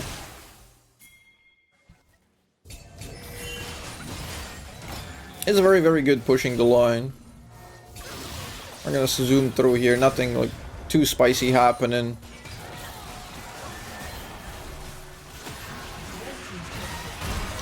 We could have avoided this Mordekaiser a little bit better if we warded this. Here I told you to pink this, and as soon as we take this area, you want to pink here, because you don't want him warding this area. Because then you can go out of vision here, and they just cannot play, because this entire area is in your reach. So, if he had better spacing, Mordekaiser wouldn't even have a chance at killing us. He does a very good vision play there, precisely because we do not have ward. He does a dip in, which cuts the vision. It's pretty good play for this elo, not gonna lie. What this guy does.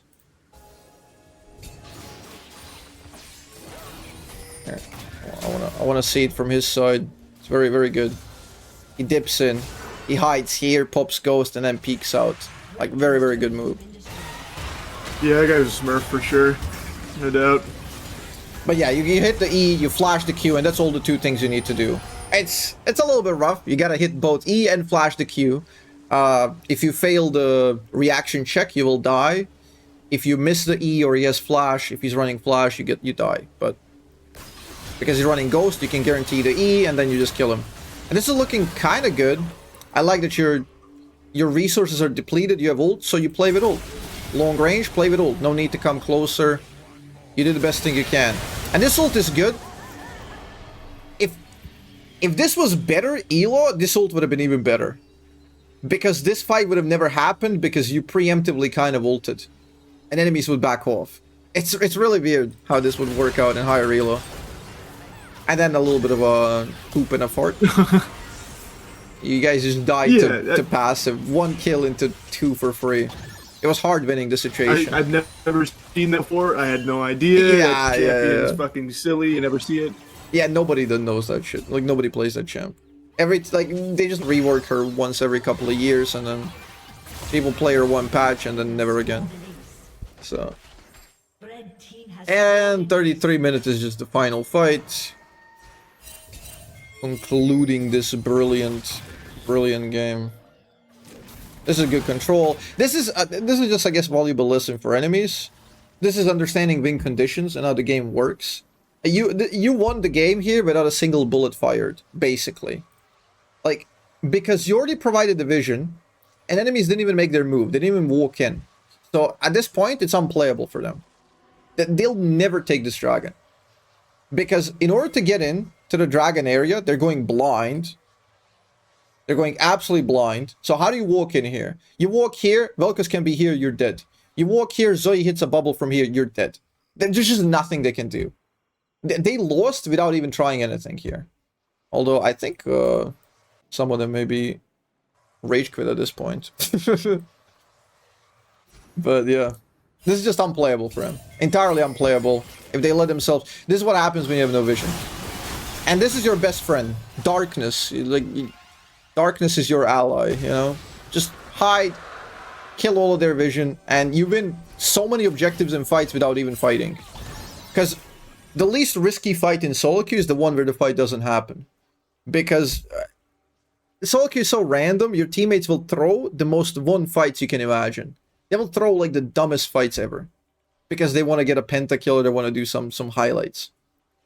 But if there is no fight at all, it's just the cleanest thing ever. You win the objective, and then the game is just free. And yeah, here... Instantly all in on Katarina. Totally fair. Nuke her out of the orbit. Bye-bye. Go next. And that's the game. And this game looked kind of dire at one point. It was basically theirs to lose. And yet we brought it back. Good control. I guess to summarize, you should never press surrender. Should never press yes on a surrender vote. Should never flame your teammates. It's only gonna make them worse. Or produce like pointless, stupid arguments where none of you are playing the game correctly. And just constantly ask yourself, what next? What next? What do I do next? What's the best thing I can do next? What do I do? Okay, enemies are winning, they control the map. Okay, we're looking for a pick. Defensive vision, turtling, enemies are stupid, they'll fuck it up. And chances are, they do. They always do. That was it was also very game. nice of that Samira to quit. Yeah, she could have got a pentakill at the end maybe, but likely not. It was winning as soon as you got the Dragon Soul anyway, so it doesn't really matter. It's hard winning. Yeah. That game never felt unwinnable or anything. Like, that really felt like a game that we could win at any point, because every kill filtered into the Samira anyway. Yeah, and it's just one target to stop, basically. Like, one bubble, she dies, you win. You combo her, she dies, you win. Simple as that. I got nothing else for this game. If you have any questions or anything, now's the time. No big questions. There was a lot of really good concepts that I've never really stopped to think about, especially for the early game. I guess the last question I have are like more specific good warding practices, like the spots that I should really prioritize warding. I think you got good spots, or you got good idea where to ward, but a lot of your wards are inefficient. For example, there's that pink ward. I'm gonna get in the game again. Fuck. It's hard to explain, but I remember he had a lot of wards which are very, very inefficient. The idea is with a ward to have it cover both sides. I'm not sure exactly. I'm still sharing. Okay, cool. Hang on. I gotta find the ward exact point. Like this, there are a couple of key brushes. See this one. This ward here is entirely useless. It's okay. Yeah. It's very... You're balancing the... It's a balancing act of how difficult it is to clear versus how valuable it is. This one is difficult to clear because enemies can only see this ward if they go like on... like if they approach like behind the wall. Only if they're behind the wall here they can clear this ward. So it's very difficult to clear. That's a bonus. But if you... Like, if it's giving you no value, then it's kind of pointless. The balancing act is kind of failed. Because you can put a pink ward in your base, they'll never clear it, but it's useless.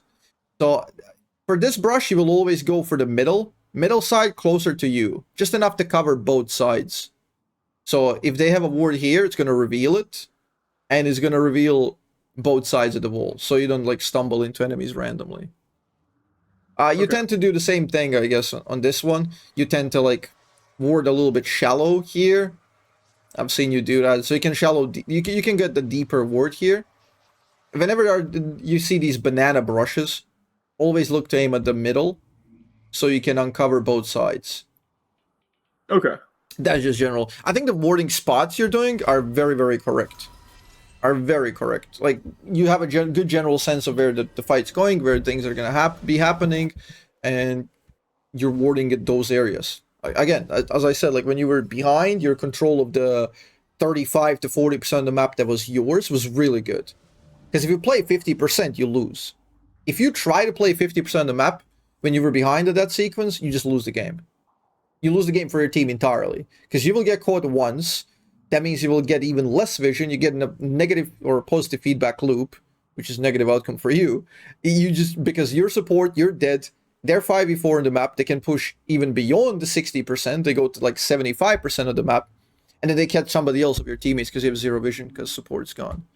So, yeah, like you have a very good sense of whether you're ahead or behind. And based on that, you play that. Now, obviously, like early game, this is a little bit difficult. Like, people don't really learn jungle tracking and stuff like that up until Diamond or even Master. Even in Master, people play off of vibes a lot. Not perfectly jungle tracking.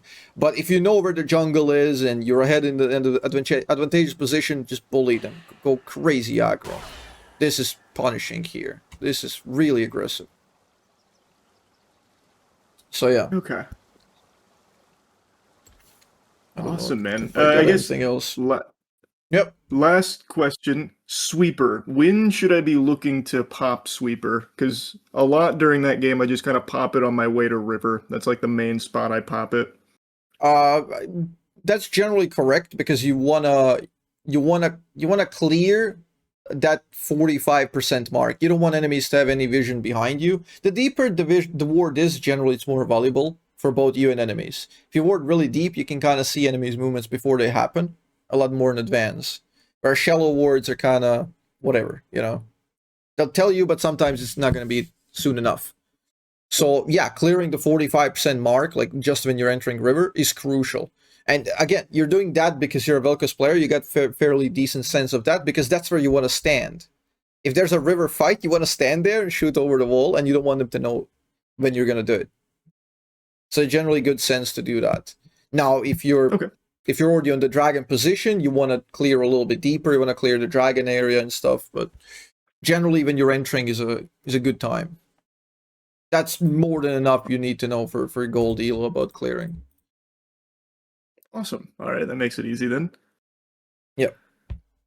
I think that's the only other question I had. That's nice. Awesome. That was a good game. I'm happy. I'm happy with that one.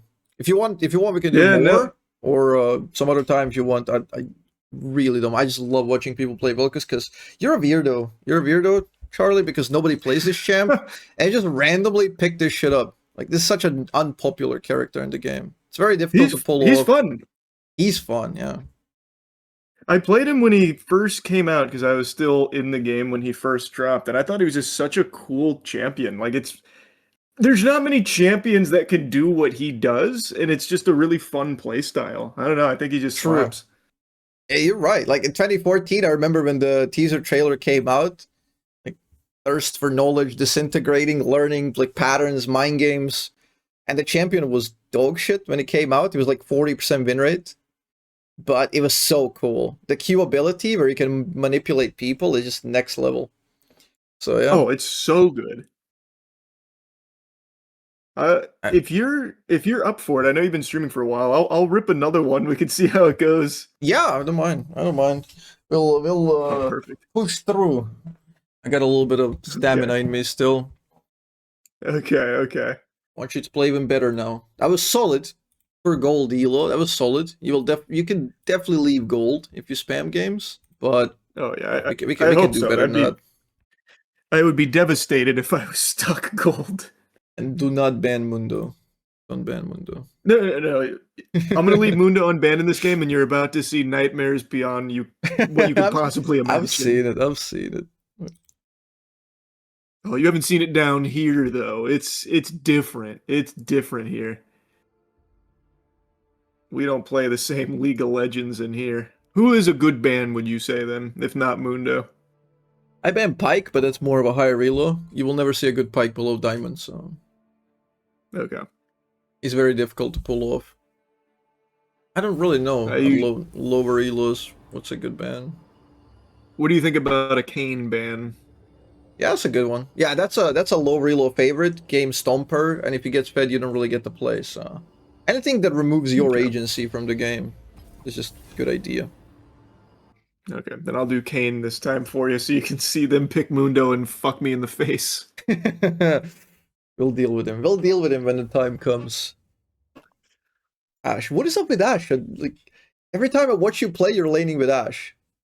Hey, man, people love Ashe here. Very simple. They love the long range cross map ults that never hit. Yeah, yeah, the gambling addict shooting that 1%er in the top lane every time. The weak fear the shadows. This is gonna be glorious. Oh yeah, Chat. no, I feel like my brain just got bigger, so it's gonna be good. I will not activate Windows chat. Stop. I just formatted my PC. Ash Here is comes great to Instalock play. Mundo. First pick. Yeah. Caitlyn. Okay. Can be rough depending on the matchup, but we're good. Oh, huge, huge, huge. Oh no. Yeah, that was big. That was big time. Okay, saved. Holy, you got it. I hate that Did they pick up? stuff. Did they pick a Mundo? Did they? I have no idea. I I didn't wasn't see it. That here. was I more went the to get chat. water. Chat. Did they get Mundo chat? It's crazy. I hate that shit. You'll accept the match, lock in, and they're gonna leave to the bathroom, I and then know. you get to decline the match later on, and you get punished for it as well. Shadows. I got it. I got back just in time to catch that puppy. Clutch. Looks like we got some same people. I got a good feeling about this Ashe. I don't know, man. There's just something telling me this could be my guy. Oh, they banned Mundo. We got lucky. He's gone. See, we just got an extra ban now for free. How you liking the Dark Harvest? I felt good. I felt really good in that. I didn't miss the arcane comet. Yeah, Comet's solid for like standard poke, but when people are low, that's when the chips are down. That's when you need the damage. So Dark Harvest and the fact that it resets off a kill is just so clutch. Yeah. Oh yeah. Wow, haven't seen Shyvana like in 2 years. I was just about to say I haven't seen her since coming back. This is huge. Obligatory Katarina pick in gold elo. Yeah, we see a lot of Katarinas here. That's a good matchup. She should be stomping Zeret. Shyvana is not really a ganker, so she should never die as well. Could be nice. Bot lane is spicy, but there's a chance you can kill Rel if you can bait out bad engages by her. Funnily enough, it's Okay, a lot good. easier to kill Rel than Caitlyn here because Caitlyn's mega long range, Rel wants to go in, and if you space away, Ashe permanent slow, Rel can't ever leave. If he goes in Vivs, she's just stuck. Just crippled. Oh yeah, this Ashe, I just feel it. And we have Poopy in mid lane. This is huge for us. Oh, that's your guy right there.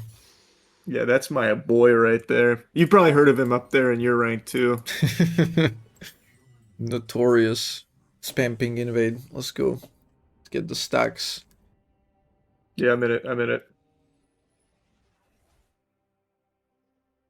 I think I'm like 0 and 15 on invades. So this is I think good. you should cap your FPS. It's like 370. Wait. Every single comment on every league video I've made is all about why my FPS needs to be unlocked. It's just the most common complaint that I get. Really? Who says that? Yeah, literally every comment because I had it locked to 60 and people Okay, were you fucking no don't go 60. What are you doing? It's like not 2000s anymore. Put it at Okay, 240. I see. Uncapped is wild because the league can glitch out when you have a bit higher than 240. You like if you have like 1,000, you start teleporting. You don't move at all. Mm. Really weird.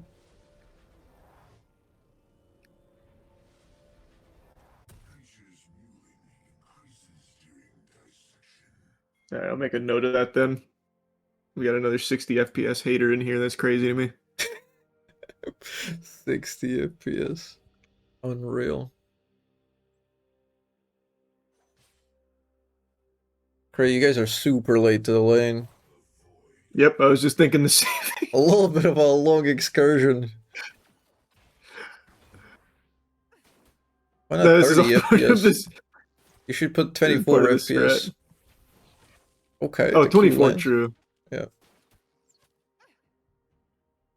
This Ash, you just put 2 in the eyeballs. Is winning.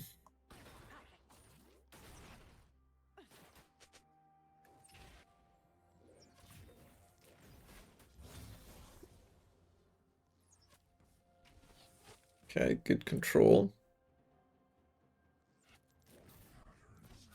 You were never pushed in so far, so it's gonna be pretty interesting because enemies are supposed to push you in. Get to see how you handle and how you help your ADC set up minions. Nice cues. I think that's going to be something you're not going to be super happy at. Well, this guy is very good at dodging. Doesn't matter. ADC minions, we don't care about that.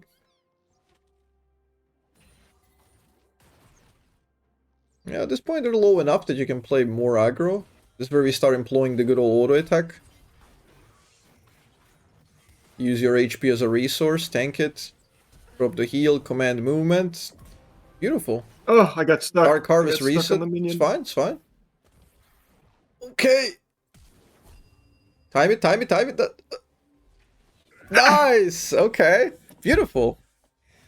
That's good control. That's the HP. That's HP as a resource right there. Walk up, make him focus you instead of Ash. You could have done it even a bit earlier.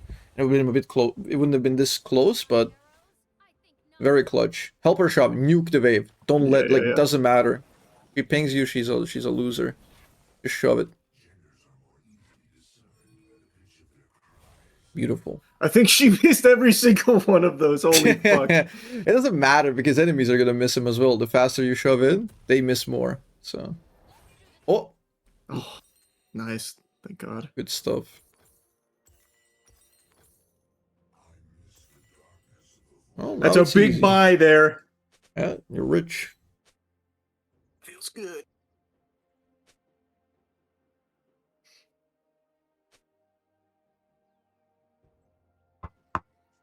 Oh, classic Katarina meltdowns. That's huge. It feels good to be home. Nostalgia.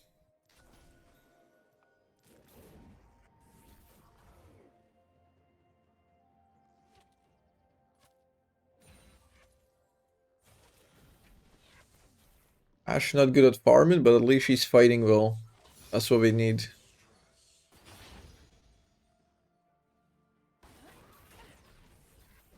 Do you like buying Dark Seal? No, I never buy Dark Seal. Why I not? feel like it puts too much pressure on me to do well. True. That's fine. I'm just wasting mana on that there. She has actually missed every CS that I've paid attention to. Just It's don't crazy. look. You can't look at when she's farming.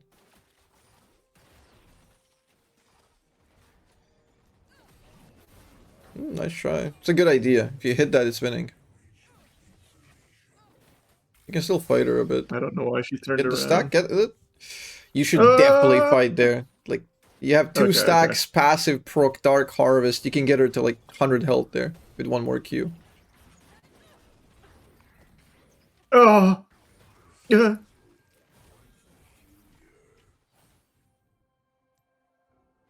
Damn. That was Well. entirely, again, winnable. Yeah. You just played a bit more aggro. Because they were hyper fixated on Ash, so you had a free pass to do what you want. You tried. You should ward. You have 2 wards. Just Yeah. ward the lane so you can see it. You can cancel as well. If you time your E, you can cancel rail mid dash. Oh, okay.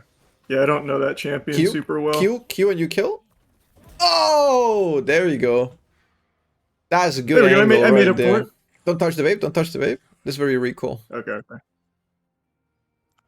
In these cases, you don't have enough mana and like you're not fast enough at clearing to clear this and deny enemies minions. So if you let the wave Got it. like this, it's just so good for AD carry. She gets all the CS, she gets a hidden experience even though she died. Okay. Beautiful. You're stomping. But if you had Dark Seal, now you'd had 8 stacks, you know. True. How often do you buy Dark Seal, and what's like your barometer for when you should get it? I almost get it every game. As long as it's not hindering your Oh, item wow. completion, I almost get it every game. It's just such a Okay. thrill. You're basically betting I'll play so well that I'll make it worth, you know? Got it. Okay. So, it's an optimism we need in life.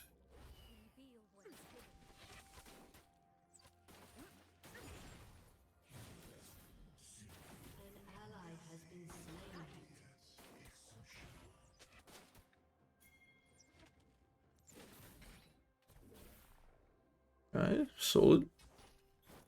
At this point, since you have a pink on the left side, that somebody else plays, right?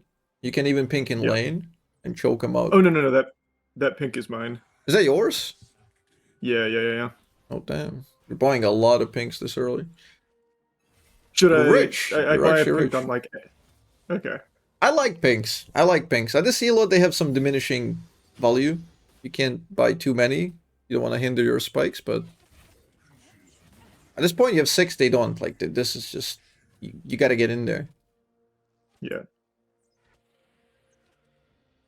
But yeah, Dark Seal when fully stacked, it's worth it like 1,000 gold and over. Oh my god! And I hit the minion. I'm gonna squeal.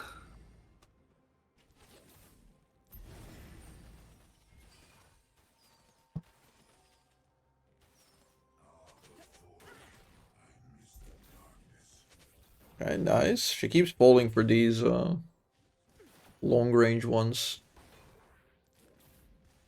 If you can get her a bit lower, you have a QR angle. You could probably kill with just Q and ult. I need to see one QR land. Like a This wide Ash one. wants to. Yeah, you gotta get in there. This is it. This is your moment. Uh. A little bit premature ultification, but it's alright. Could have moved up after the arrow and just completely follow them. So if they flash, you can just throw them after. Yeah. I think I just got too excited. Yeah, it looked very good. That's fine. Shove in, collect plate, leave. Shove minions. Don't care if you take them. Is that moist critical? No, this is penguins. Get the plate. Get the plate. Oh, okay. She's not thinking about it. That's just minus 120. Yeah, I see. Nice. Okay, get out now. Get out. Get out. If you overstay, it's gonna be really bad.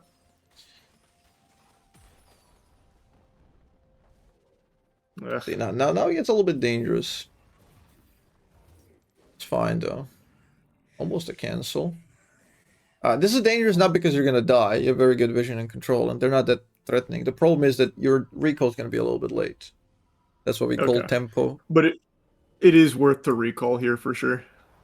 You would definitely want to cash out the big money you got. Because otherwise you're at a big disadvantage. We talked about the gold. Yeah. Your top side's not looking that good. You have 80% of your team kills on a support. But yeah. This Katarina, I think's one more Poopies, bad thing. yeah. Poopies losing it. It's fine. How often do you forget sweeper? I still do on occasion. Okay. I still do. It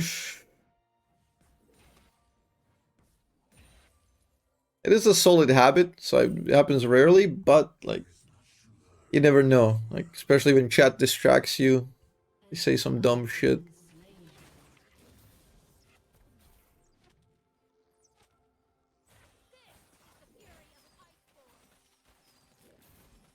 Okay. You have the control, you should ward deep so we can play more aggressive. Especially when Rel's leaving, we need to ward that in. You can even pop their vision thing so they don't get it themselves. The vision. Yeah, the blue tank. By popping that, you deny them a chance to clear your ward and their poppage. It's very, very good value when you ward. Shyvana is mid. Probably gonna go to top side now based on the jungle clear pattern. And Dragon's 30 off, so I'd play aggro here. Okay. You have really good control, good vision. Ash arrows up, you have ult. You wanna nuke him. At this point, you're so strong, even if you're focusing Rel, doesn't matter. You can 100 to 0. This is it. Oh god! That was the worst Ash arrow I've ever seen. It's fine, you win these, you win these. You can still win. No need to panic. Okay. Okay, time to panic. Oh, no, close. Nice. Okay, reset. You win these, you win these. Auto attack of doom. Oh. You should auto attack just for the Dark Harvest. Ash could have got a kill a bit Gotcha. earlier, she would have lived, now she's gonna die. Oh, she lives. Whew. Oh, what I tell you, never underestimate this Ash. I knew it. I knew it. Beautiful. Yeah, I panicked, but that was a super winnable fight. Yeah, just an early flash. They already dumped everything they had. Yeah. You can just...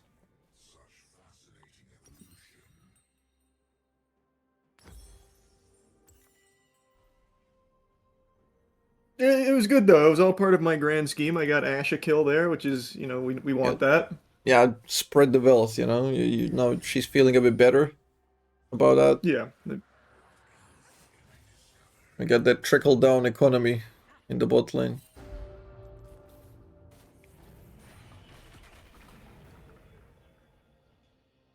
And we don't care about dragons, right? Yeah. Shyvana is just gonna prioritize them heavily, and we'll probably lose, like, first 3. And then on 4th one, you're gonna flip fight.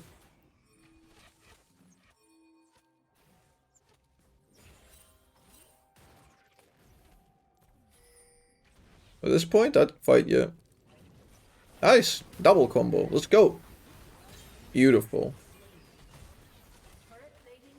Oh, I didn't want to. Oh boy, I couldn't That's cancel all it in good. time. Whoops. Satisfying. Mm-hmm. Whoopsies. Just an accident. Yep, there's a happy little accident. Oh my god, that hurts my feelings every time she misses one. Yeah, you don't push for that many plates here. Should I think- we down the turret or no? It's a little bit rough right now. You can though. Okay. I prefer to extend a little bit of the lane phase because no other turrets are threatened just yet. So you can probably kill him one more time. A little bit of solo queue minimax. But this is solid. It cannot be wrong really to just cash out a turret, gives you feats of strength chance. And yeah, this is time to play map. Grubs are coming in 40 seconds. You need to recall. Like, you should not be walking with Ash. You're the scout. You always gotta be like a little bit faster than them. The points of interest. When do you buy the shoe? Later. Just get Right the away, blasting or- one. Blasting one is no. There we go. Okay. That's way better. I watched earlier and you had like a 1300 recall or something, and then you bought like fiendish codex and a little bit of CDR. Those like glowing modes. Just a whole lot of nothing, and my heart sank because Okay. you had 1300 and you bought like 500 worth of AP. You know, when you could have Gotcha. bought So like it's 1300. CDR is not super important to be. You're like, not farming. prioritizing. You're a support. You're not farming. You don't use abilities that often for CDR to matter. You go in a fight, combo, get out of the fight. It's all about the initial damage burst. Gotcha. Okay.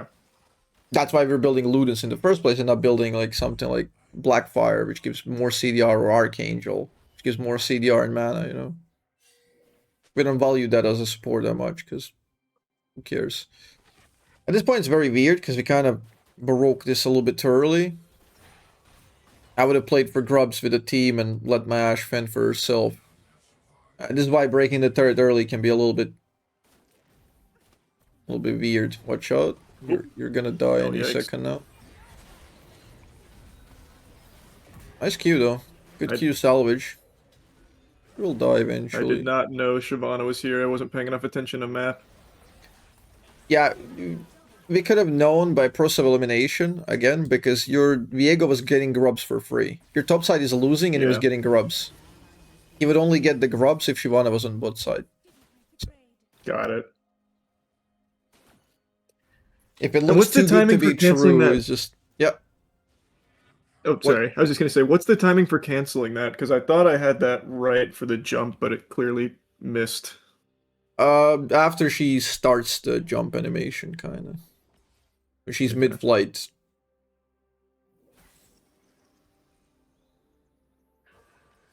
Okay, you can cut him off. Viego will be sticky. Or he just circles around him like, what the fuck is that? What? How did Viego lose that? He even has ult. He can buffer ult through the stun. It's hilarious. Watch out, you gotta ward over the wall. Every time you're clearing ward like that, first ward, and then clear. Okay, I need you to outplay him. Walk up, walk up. Ah, Oh, get a... sorry. I got gotta get afraid. I got. You gotta get the QR. Yeah, I was gonna try and fish for it, but I was a little slow. Okay, let's try to play around dragon. If you can get a pick on the bot lane, you might be able to get a dragon, even though Shyvana is strong. So make sure to pop the vision thing when you're walking, Okay, because yep. we want to know if Shyvana is there. 10 seconds before dragon, they're gonna prioritize vision. They will take it if they can. Yep, just use Ash's bait. If they combo, you nuke them.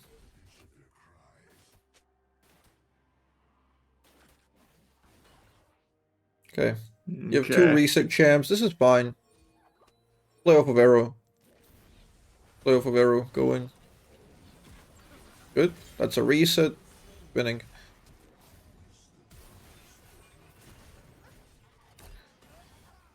Remarkable discipline, not pressing ult. Brilliant. Thank you. Thank you. Okay. Can you walk up into Zeret? He's gonna ult now. Go walk up. No, he's not. Yeah, he... QR. That's my boy. Free money. Easy. Nice. Yeah.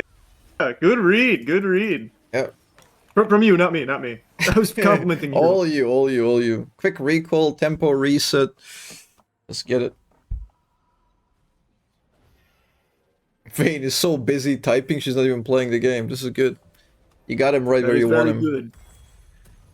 2 items at 18 Oh. support. You're so fed. I'm strong right now. You're disgustingly fed. I don't go bot here. Fuck the bot lane. Bot lane's irrelevant now. Ash is only Okay. useful as her arrow is. Okay, yeah, I like that. She doesn't I have think she's it. dead though. Yeah, because she didn't recall. I don't know what she's doing. Just sitting there with money and HP. Okay. So Don't right show. here, do I just push You this can. wave Okay, and- now that you've shown, you should push it. Oh, Idea is not to show so we can get some vision on the left side and deep vision the jungle. I see. Because at this point, you're playing strong weak side. Enemies play strong side bot into Ash. You play strong side into top with the Herald. You can nuke top 2 turrets. And it's mega money for you. See, now you're kind of Okay. useless. You're homeless. You're running around and you can't Yeah. really do too much. That's what we call strong weak So side. Just abandon Ash and play top side. okay. If you touch the wave like that, make sure to clear it. That's just... What you did is cripple the wave. It's really bad.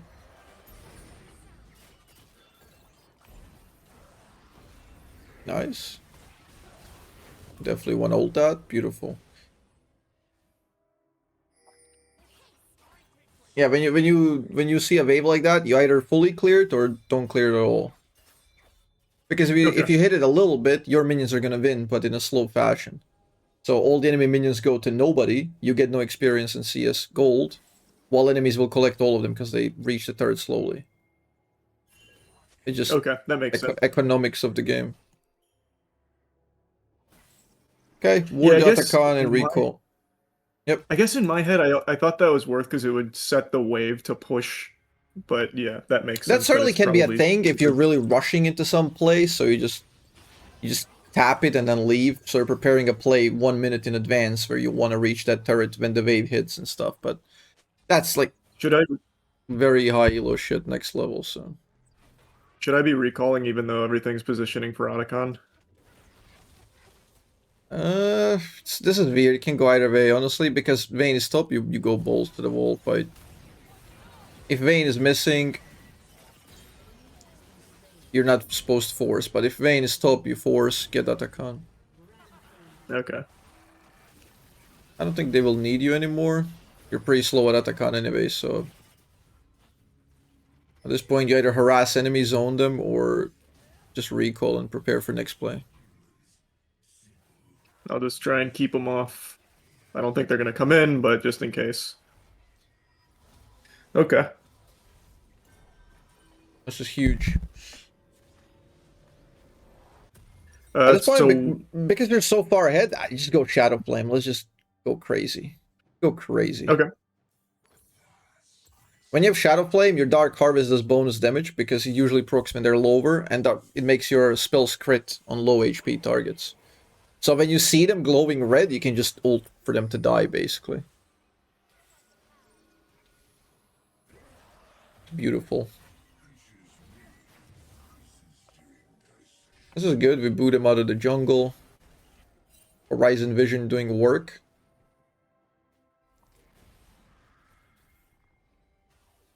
Vayne is going to be a problem constantly split pushing. We don't have a solution to her. Which is why we got to play river objectives. Every time she's side, we got to force. At this point, we have nothing to do, so you go... Yeah, at this point, you go into her because you have nothing else to do. That will alleviate some of the pressure, even if she doesn't kill. Even if you, like, don't kill her, it doesn't matter, because she just has to back off. If she tries to trade, you combo. Beautiful. Good, good, good. In these cases, it doesn't hurt to throw Q as well. Okay. Because it masks a little bit of animation. It doesn't take you too much time to channel it. And it's just extra control in the fight. That makes sense. Okay. Yep, clear, dump wards. You got 4 wards, you don't necessarily need to recall. Yep. Make sure to get him like 60% mark, right? There we go. That's the banana one that we want. It sees everything. Now just hover Katarina. They might engage her.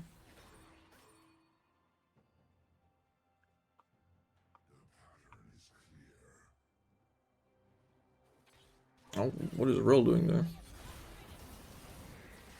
She got lost. Nice. Good. Nice. We take those. Yeah, it was free dragon. I thought she was about to go in. Okay, this can get a bit dangerous. This is a little scary. Yeah, they cleared the vision and we didn't really use the entry. This is solid though. Good combo. They get very low. Nice. So like something like that's worth, right? Because now they Yeah, can't for sure, challenge for you sure. easily. Okay. They can try, but given that you have 2 reset champs, that is surely worth it. If Viego and that's good. I like that. I like that. It's very good. You just want to fight single-handedly. These are the things you can't really like micromanage. Oh. Beautiful. Okay. Like there's something that like you can't. This is instinct. Like, you can't really tell people like you're supposed to jiggle back and forth and then walk into Xerath and like bait him, expose him. You know, that's something that just comes naturally, and it's a very, very good move. Look at that. You did 4,000 damage. You got everybody low, and you got the first kill to your teammates, which means you have Katarina and Viego both getting stronger because of it. So it's just unplayable for them. Fuck like, yeah. From the poke, control, and the cleanup of the fight, it was basically all you. Oh man, you're making me blush. It's feeling good. Don't worry, you're gonna die any seconds. Not goes up and down. It oscillates. Okay, we've invested significant amount of tempo into getting the dragon. Now, when you're re-entering topside, be careful. Because enemies could be here.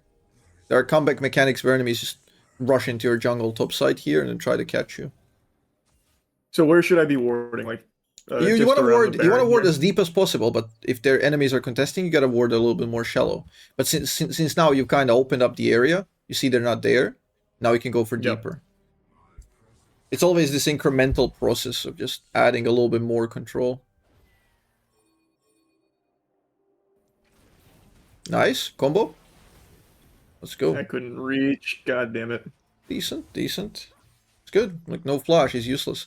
He cannot play Zerth without flash into Katarina Viego, he's just useless. This Ash is some very good arrows.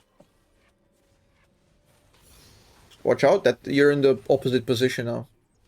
You're hovering Okay. right side, and we have control on the left. Gotcha. Yeah.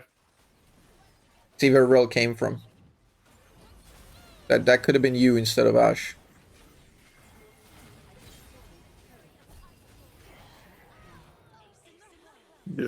Okay. I don't know what she was doing under Yeah. turret, but yeah, this is just Yeah, we got shouldn't have no been up there. business. Yeah, that's just very risky positioning.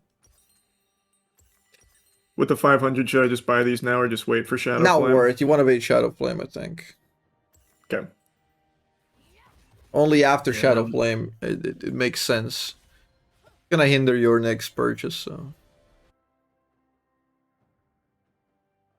Ideally, you want to get a Shadow Flame before the Dragon fight, so you can win that for your team. Boots don't make that much of a difference. Shadow Flame is all the difference in the world on the Drake fight. Okay.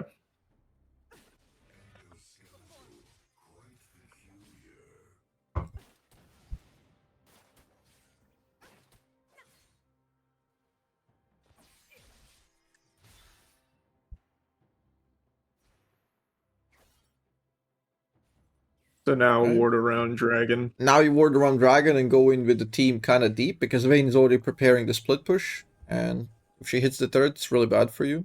So you need your team to walk up. Okay, she's passing back to mid. That's good for you. Neutral is good. Gives you time to find a pick, Ash Arrow, poke. Okay, she might be killable. I like your positioning. The combo, not so much. Wow. That was, yep. Yikes. Yikes.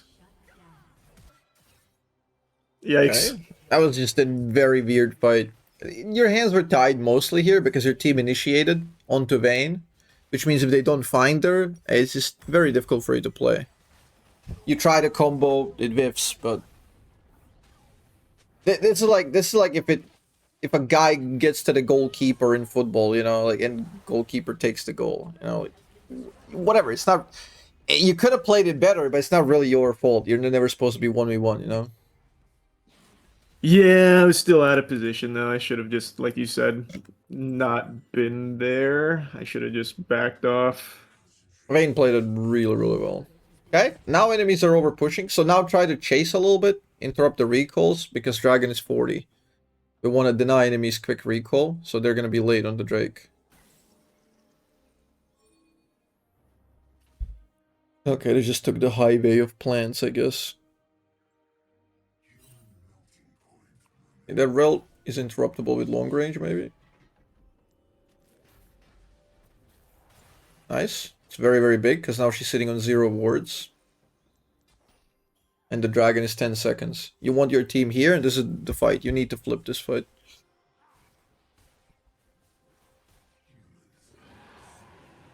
Vayne might win this game, but whatever. Oh, both side, both side. Oof. That's looking bad. That's not good. Yeah, we don't really have options here. Just at this point, try to steal maybe long range shit, but about it. Now they're gonna threaten the Baron. Good. Level 17 Vayne. Yep. She's gonna play very aggro. She's cocky, so she will try to kill you even though she's outnumbered. So your best bet is literally to try to bait that. She's gonna dash forward here. Just expect it. If she goes invis, you know she's in front. Yeah, that's a good call. Sucks the play ran away from you. You really want to kill her, but you can heal Ash here for extra move speed, and she lives because of it, and she does. But yeah. Cool. When that happens, on the usually the first one is the best heal on the first. If Zerad misses first ult, he's just kind of shit then. But if he gets one, he has the pattern, and it's just so much easier. Should I be here to just clear these minions? No, it's just no man's land. It's just nobody's there. You kind of have to be. Okay. Try to just not die and one-shot the wave. Because if she reaches the turret with the wave, you're gonna die. And you need to ping assistance there. Somebody needs to match the wave and it shouldn't be you. Like, you should not be bot lane here. Ideally.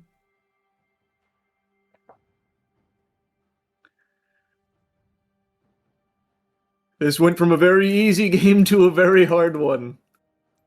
This was Very, never very easy. Like, the way your team played. True, I guess.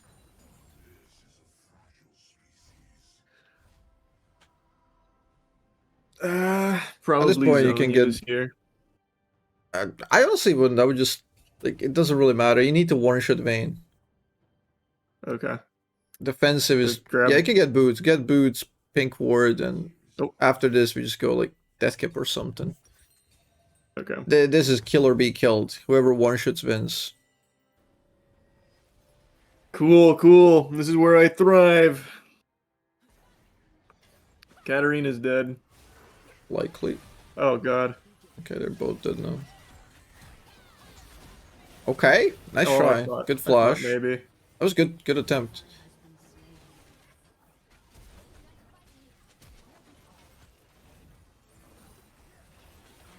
Okay, Vayne's now just going one by one. Just a lot of trolling by our team. That was really good damage, by the way. You nearly killed her with that one.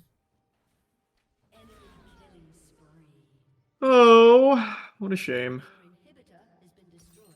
Looks bad.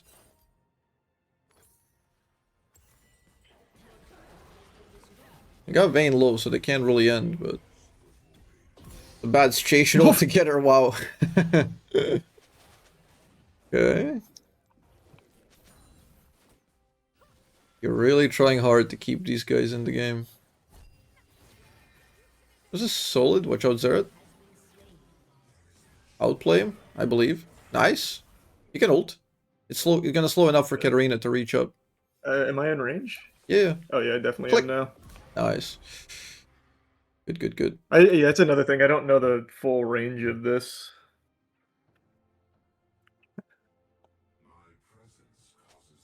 Okay. Oh, you bought an amp tome already. Hey, okay. We can. That's fine. Whatever. I just bought that to It's fine, it's fine. temporarily for that push. What do you think that?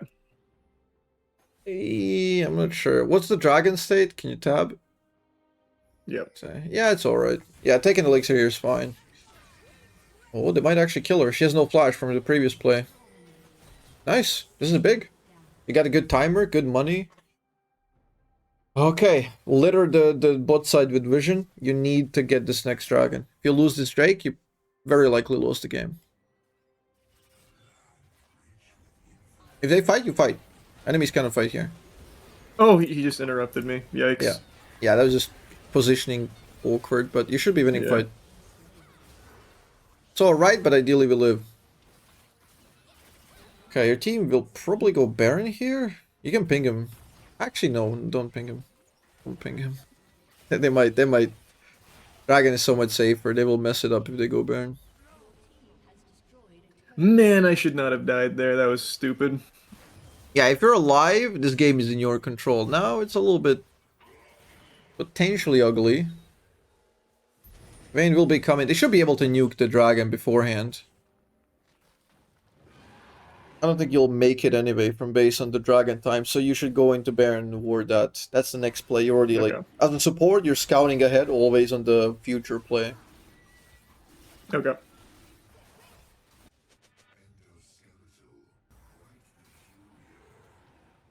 Okay. All right.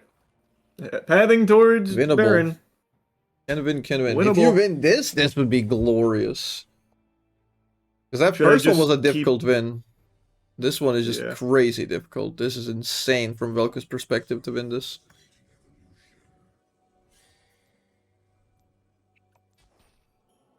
Vayne is chasing your team deep. Oh, It's beautiful. She's tilting. And now you have control. They might try to go Baron because your team is bot side, but they cannot start it because now you already placed vision. right? If your team goes down bot side into Vayne, enemies can easily go into Fog of War and top side, and now you're in a difficult position. But because your ward is just super playable now. This is fine, we chase this. Katarina is going crazy. Nice try. Ashe might die. Katarina will get the kill though. Make sure not to get hit one more, because then he can just ult and you will likely die. Yeah. Getting hit by one I is was trying fine. to You just ego it and dodge it, you know, but 2 is rough. Yep. Got control. Brilliant. Free Baron. Wow. I don't even know. If you win this, you're gonna have a better score than me today, unironically. I did not have a good day today. That Zerad's getting destroyed. Good shit. At this point, honestly, just push. Just continue push. Usually you want to reset after Baron. Okay. But the tempo is so valuable. Without Zerad 60 seconds, like, you want a siege. And given that they're tilted, mind shattered, chances are Vayne tries to make a play. If you catch her, you just win the game. Zerad's the only real threat, like, from long range. Just don't die. Vayne's gonna be approaching from right. Do not commit here. Yep. Just try to peel off of your team and that's it. Nice. Use him as bait. Beautiful. That's how we play. Watch out. Okay, good. You got top inhib. Okay, kill Vayne. Nice. Another flash forced. And... wow, nah. What the fuck? Let's go! You're actually winning this game. Holy... wow, Let's this is fucking scripted. go. This is rigged. No, Did it's you your pay good these coaching people? right there. What the hell? No, it's your coaching. They heard you were in my ear on the horn. They're like, fuck, we can't outsmart this guy. That's crazy. How are you winning this shit? That looks so unwinnable, but I didn't want to say anything to just mess you up. That's big That's right there. crazy. That's Unbelievable. So fed. Look at that control. Look at that damage. Woof! Click on division score. I'm curious. I ain't done that in my life. Where's that? Go below, lower. Gotta go low. There it is, vision. It's bugs with the damage. Gotta disable it. Yeah. Okay, solid. Diff. Support diff, you know? Support yeah. gap. I mean, Canyon. with the Vel'Koz god in my ear right here, like Charles Xavier, like there was no way we'd lose that. That was insane. I don't even know what to say. Holy crazy win. I'm so happy. Yeah, that's I'm nice. winning this is just, if you gave me like a couple of free wins or this, I would take this. This is so satisfying. What a comeback. Holy. Yeah, it feels really good, especially because the team morale was in the shitter. It wasn't looking good. Definitely. But yeah, that's why we never surrender. Yeah. Everything is winnable. Solo queue, people are mentally weak. They shatter quickly. We exploit it. Beautiful. That's right. Oh, fuck, that's such a good W there. All right, I think that's a good spot for me to call it for today. Yeah, straight up. Like, don't even play anymore. This is just really good. Yeah. If you ever want to hang out again or whatever, just let me know, man. This was a lot of fun. I really appreciate it. This is super fun. I'm down. Whatever you're doing, just let me know. I'll be there. This is super cool. This is good. Perfect couple of games, and then tonight when you fall asleep, your brain is gonna be like constructing all of these patterns. They'll be solidified perfectly, and then tomorrow you're just wielding the Vel'Koz like a master. Amen. And it's all thanks to the building blocks you're putting inside me. I'm just letting you channel your spark, you know. You got this. That was brilliant. Wow. Awesome, man. Well, again, I really appreciate it, brother. Yeah. You're very welcome. That was awesome. I'm so proud. Yeah, I'm smiling ear to ear. I love it. Oh, I'm super happy to hear that, man. Well, thank you again so much, brother. I'll talk soon. Yeah, super fun. Bye. See ya. See ya. God damn, chat. This could not have been better. Like, I don't know. This was just so fucking scripted. Like, I refuse to believe. He's incredible. He's just a monster. He rampaged. I don't even know how he pulled that one from the ring. That's so difficult to carry that sort of game. that game is disgustingly difficult to carry because there's a lot of win conditions that are really hidden, like the Vayne breaking point of the game, the Shyvana Dragon stacking breaking point of the game. There's so many invisible things you gotta watch over, and the mentality of the team is just disgustingly difficult game. Everything has to go perfectly, like the golden road, and he got it. He's a freak of nature. Learned super quickly. That the performance was just so good after that.